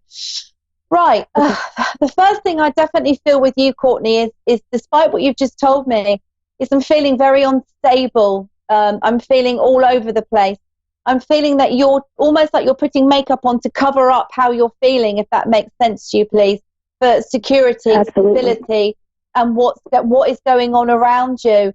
I need to say I feel you've been through quite a rough patch as well, my darling, very emotional, and it's been very hard for you, my love, okay? I'm feeling like my heart has been almost broken, but not just broken. I feel that there's been shouting and some sort of abuse around you as well, I'm sorry to say, and that you haven't been treated going back a few months. You haven't been treated how you should have been or should be treated, okay? Now, I need to tell you, darling, you're very well looked after in the world of spirit, and thank goodness you've come through today, because you need to hold tight. Your circumstances are most certainly going to change. There is improvement coming in for you, and you will be provided and protected and taken care of. I need to say to you, you're going to get to the point where enough is going to be enough is going to be enough. And it's like, that's it, I'm done. And that is when all this support is going to come in around you. It's almost like it's waiting for you to make your decision before you move or things improve for you. I feel a bit like you're in a little bit of a holding place at the moment until you make your mind up. But I feel that you've just about had enough, all right? It's like this situation, you're skating on thin ice. It's like at any minute you're going to snap, you're going to have enough. That's it. I've had it. I'm done. All right? But you need to sit tight for a little bit longer, my love. It's not the right time for you to make any decisions. And please wait for everything to be lined up for you. And just trust that this will happen. I have to say to you that your daughter is an absolute bundle of joy, my love. Absolute bundle of joy. Masses of energy. It doesn't worry her. So you must take this pressure off yourself, please, if you can understand that. The only person it's affecting, and I know it's upsetting you a lot, is mainly you at the moment, sweetheart. But please, please, please, just be rest assured that you're a wonderful mother and you're doing the best that you can. Now, there are going to be big changes coming in for you, for sure, my love. There's going to be work, commitment. The work is going to be changing, so I need to come into round about March time for you as well. I feel this need for huge independence for you and standing on your own 2 feet. But you need to believe you can do it to start off with. And this is where all of this inner strength and inner healing and everything is coming in for you at the moment. And the more and more you realize that you're capable, the more and more this is going to happen. You're supported by family quite a lot as well, but you keep a lot to yourself, please, Courtney, if you can understand that. You're not very forthcoming with how you're not very forthcoming with what's going on and how you're feeling, sweetheart. You start opening up Pandora's box a little bit more, you'll find there'll be more help there for you. All right? Stand strong, Courtney, and stand in your own power if you can understand that. Don't let anybody else take your power or the essence of who you are away, because that's your God-given right. Now, you're hilarious as well. You've got great fun. You really have. And this is all going to be coming back to you. Courtney, I have to say, it looks like, I don't know what I'm doing. I feel like I'm doing a dance or music or yoga or ballet or anything like this. And this really does help you and help your vibration. I think you enjoy singing, and you just enjoy this vibration of music, etc., as does your daughter. So this will be very healing for you as well. Yeah. This will be very healing. Yeah, we like little dance parties. Yeah, no, I can see it. And your daughter's laughing and she's loving it and she's leaping around. And this is just carry on with this and just trust that the situation will get better. You're going to be in a nicer property, a nicer place. And also it's going to feel, if it makes sense, I feel like it might be a bit smaller and warmer. It just feels more like home. Yeah? Yeah. Because this is really, really big house, and it doesn't feel like home, you know. Yeah. And oh, look, I have to give you this. This is a perfect card for you. So it's going to be a bit smaller. It's going to be warmer. It's going to be home. And I feel like you're going to put your feet up on the sofa and put your feet up wherever you want and not get told off for it. I don't know why I'm telling you that, but that's what I feel, darling. You'll be doing what you want. And look at this. I've got to give you this. It's Pegasus. Can you see that? I don't know if you can see it, you can just hear me. You probably can't. You can watch it back on YouTube. Let me read you this card. So Pegasus is the horse that raises and rises back up again, a bit like the phoenix, if you can understand. Yeah. So the card says, to fly among the clouds. This is the power of freedom that Pegasus releases in us. This magnificent creature comes to us in times of greatest need, to lift us above the ordinary, to take us to places extraordinary, go beyond your perceived limitations, and open your heart to dreams. Courtney, how perfect is that for you? Oh, that is so perfect. We were talking about the phoenix yesterday, a friend of mine, and about her getting a tattoo of the phoenix and how symbolic it is. That's crazy. And that really is exactly what I feel for you and what I see for you. And you rising up and coming up and finding your own power. And just whoever it is or whatever it is that's been taking it from you, you're going to start claiming it back. And there's nothing wrong with that. Don't you think that there is? Because there isn't, my love. All right? Okay. So full steam ahead. Sit tight. Just know that it's not quite the right time to make a move. Your daughter, your daughter is quite spiritual, my love. Isn't she? I've had many people come up to me and say, she's going to be something someday. She is something else. Like, I have compliments all the time on her. Yeah, no, I'm being shown spiritually that her vibration vibrates quite high. Everything seems to just brush off from her. She's an absolute delight, like a rainbow child, I need to say to you. So it's very important you take care of her vibrational needs as she grows and grows more. Okay. So that's why music... Oh, look at her. She just walked in just now. That's funny from school. Oh, bless her. And that's why music and vibration and everything like that is literally so important for her, all right? I'd also ask you to just to prop a little rose quartz under her pillow when she goes to sleep, please, my love. This is just a lovely crystal, all for love, just to keep her safe. Not that she's not safe, she is, but it's just a beautiful thing, a beautiful vibration to add to her vibration. She's quite forthcoming, your daughter. She says it as it is. Oh, yeah. She's pretty straight talking. She's going to go on and help a lot of people. Yeah, she's an absolute delight, my love. Thank you so much for that. AMJ, you're a delight. Oh, man, yeah, she loves crystals, so I'm going to do that, Yeah, please do that. Please do that. And if ever she's going through a hard time or a troubled time or anything like that, just get her to hold her crystal or crystals, and then she can just give this vibration to the crystal or give her troubles away to the crystal, if that makes sense. And it's like because she holds on to them. Sorry? Yeah, because she holds on to her worries so much inside that she doesn't let them go.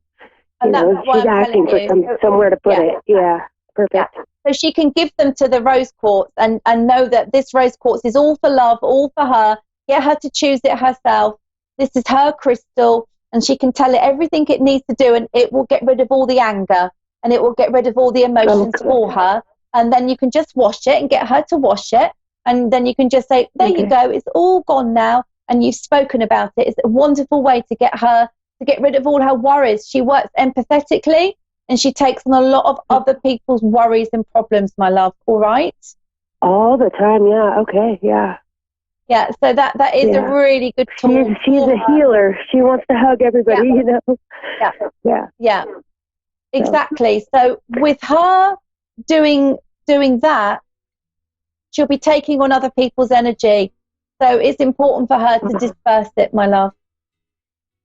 Okay, we'll go pick out a rose quartz for her. Yeah, not a clear quartz. That vibration might be a bit much for her at the moment, but a nice rose quartz is perfect for her. Rose quartz. Rose quartz. All right. And so if you ever want to find me, if you want a one-to-one reading, I'm the Modern Day Medium. You can find me. I follow you on Facebook. Yay! Hey, say hi to me then. So you gave me a Skype reading. I sure will. Pass the word over there in America. I do quite a lot of readings in America. It's interesting. Yeah, so I've been waiting to get a reading from you for sure. Yeah, so take those words, okay? And your daughter's an angel, so nice to talk to you. Thank you. Okay, Courtney. Bye-bye, my darling. Have a good evening. Bye-bye. Thank you. You too. You have a good afternoon and enjoy your dinner, whatever it might be. How lovely, how wonderful. And aren't Spirit amazing? Don't they just work amazingly? They just come in, drop in the words to me. It's almost like I'm having a conversation. It's exactly how it works for me. Spirit just come in, give me exactly what people need to hear. Even if they can't take it there and then, they certainly can do, and it normally always drops or lands later on. So I'm the Modern Day Medium. You can find me on Facebook, Skype, or on my website. I do Skype reading, Facebook Messenger reading, one-to-one reading, you name it, we can do it. The internet is a wonderful thing nowadays. It stops countries from not being able to give readings. I can do them all over the world, so that's marvellous. So everybody, enjoy your evening, whatever you're doing, wherever you are, or your afternoon. Be safe and take care, with lots and lots of love from me, the Modern Day Medium, and I will be back next Tuesday, same time, same place, in my beautiful healing room here, waiting to speak and give readings to you all from the world of spirit. So just A1R, psychic, metaphysical and wellness radio. A breath of fresh air. This is A1R, a product of Positive Peak. My name is Ruth Rusi, and this is how I live United. I read to children as part of United Way's education program. It helps them create links between language and literacy and prepares them for a better academic future. I figure I have the time and they have the need. My name is Ruth Rusi. I help kids prepare to succeed in school. So I don't just wear the shirt, I live it. Give, advocate, volunteer, Live United. Go to liveunited.org. Brought to you by United Way and the Ad Council. A1R, lifestyle, healing and wellness radio. A breath of fresh air. This is A1R, a product of Positive Peak. You're listening to A1R Psychic Radio, Earth's #1 psychic radio network, and watching Moonstruck TV and Lightning Television. Welcome. And now, Reverend Elliot's Magical Window with Reverend Elliot. Live from magic-works.com. Connect direct. In North America, dial 888-454-2751.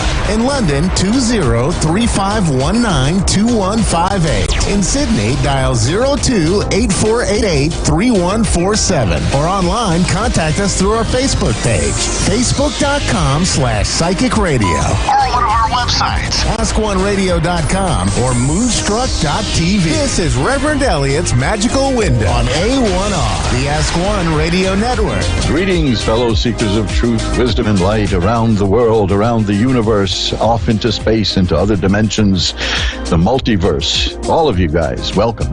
Welcome to Reverend Elliot's Magical Window with me, Reverend Elliot, where we get together every Wednesday at 11 Eastern, 10 Central, 9 Mountain, and 8 Pacific to look through the magical window of the tarot, find out what's going on in our lives, what's coming up in the future, and what we can do about it. The key is what we can do about it, because if there was nothing we could do about it, what would be the point of looking, right? I mean, who cares? If you're doomed, you're doomed. You know, you may be doomed to a good time, maybe doomed to a bad time, but you know, you can change these things. That's the whole point. It makes no sense to look into the future if there's nothing we can do about it.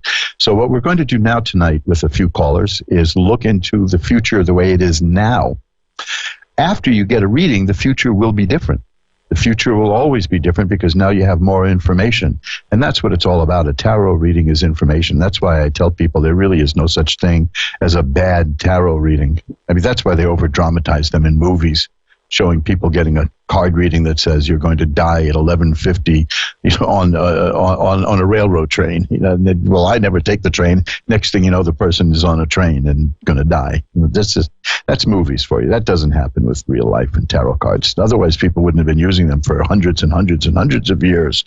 The oldest surviving tarot cards we have go back to the 1400s. So this has been going on quite a while. Some say it goes back to the library at Alexandria, which was destroyed in ancient Egypt. They say that the tarot cards just might be the last remnant of that wonderful library where, the repository of 500,000 books. You know, there was an interesting law. You speak about laws, you know, we have loads of laws, and everybody, well, how can I phrase this?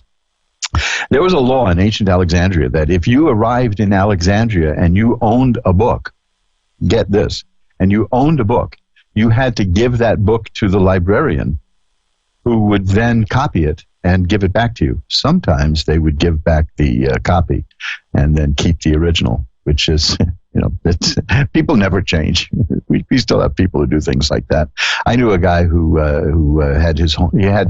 He came from a famous show business family, so he sent his home movies to a well-known TV talk show host who was a merchant of nostalgia, shall we say. And when the guy returned them, he returned copies.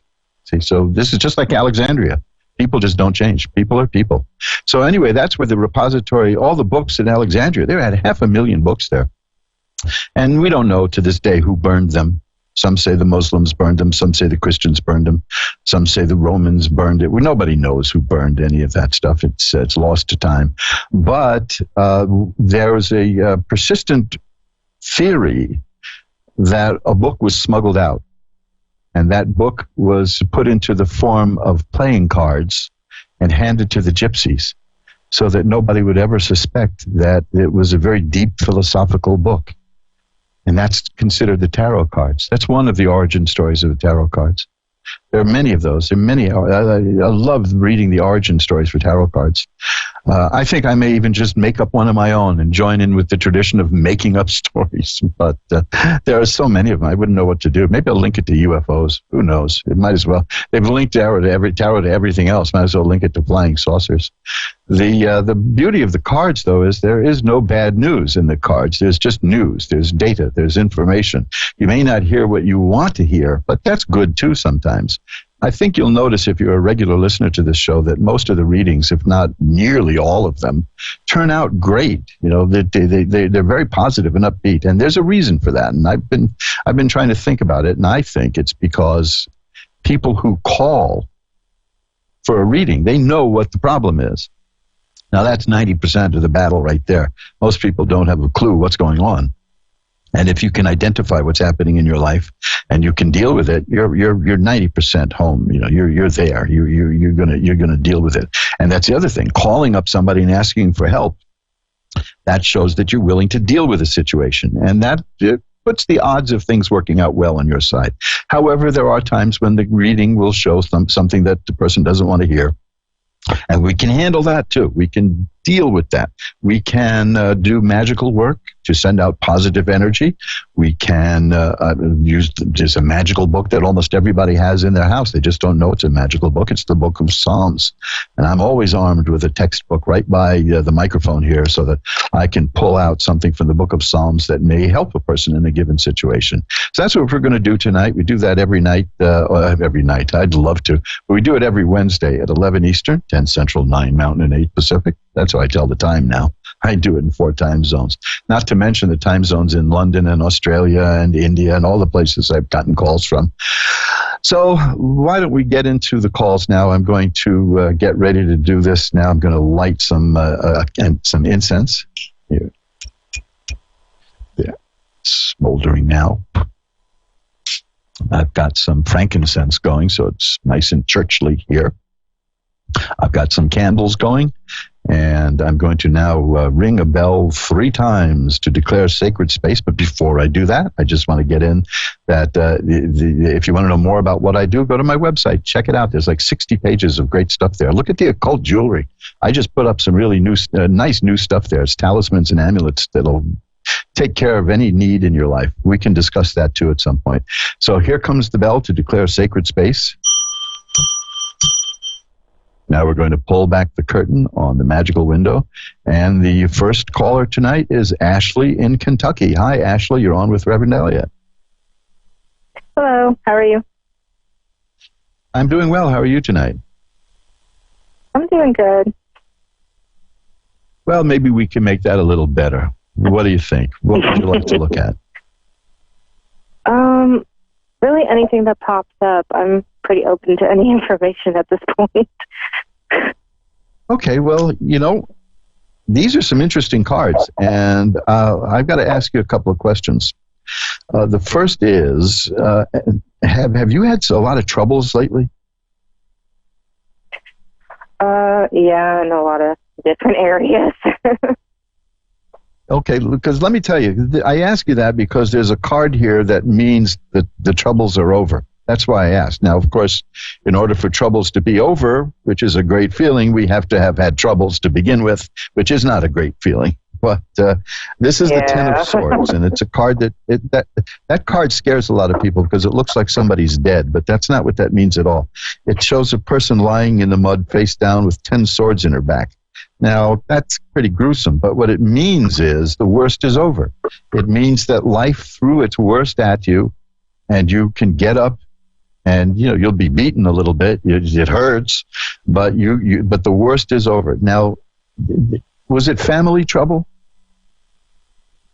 I am struggling the most with family, finances, relationships. Just kind of finding my ground. Well, the main card I have here is the Three of Swords, and that's a card of great sorrow and pain. And that is a card that generally means trouble within the family, but something you don't have to discuss any of that. The main thing is that the card is the Ten of Swords, that first one here, which is the one that the worst is over. The next are an Ace of Rods and the Page of Coins. Now those together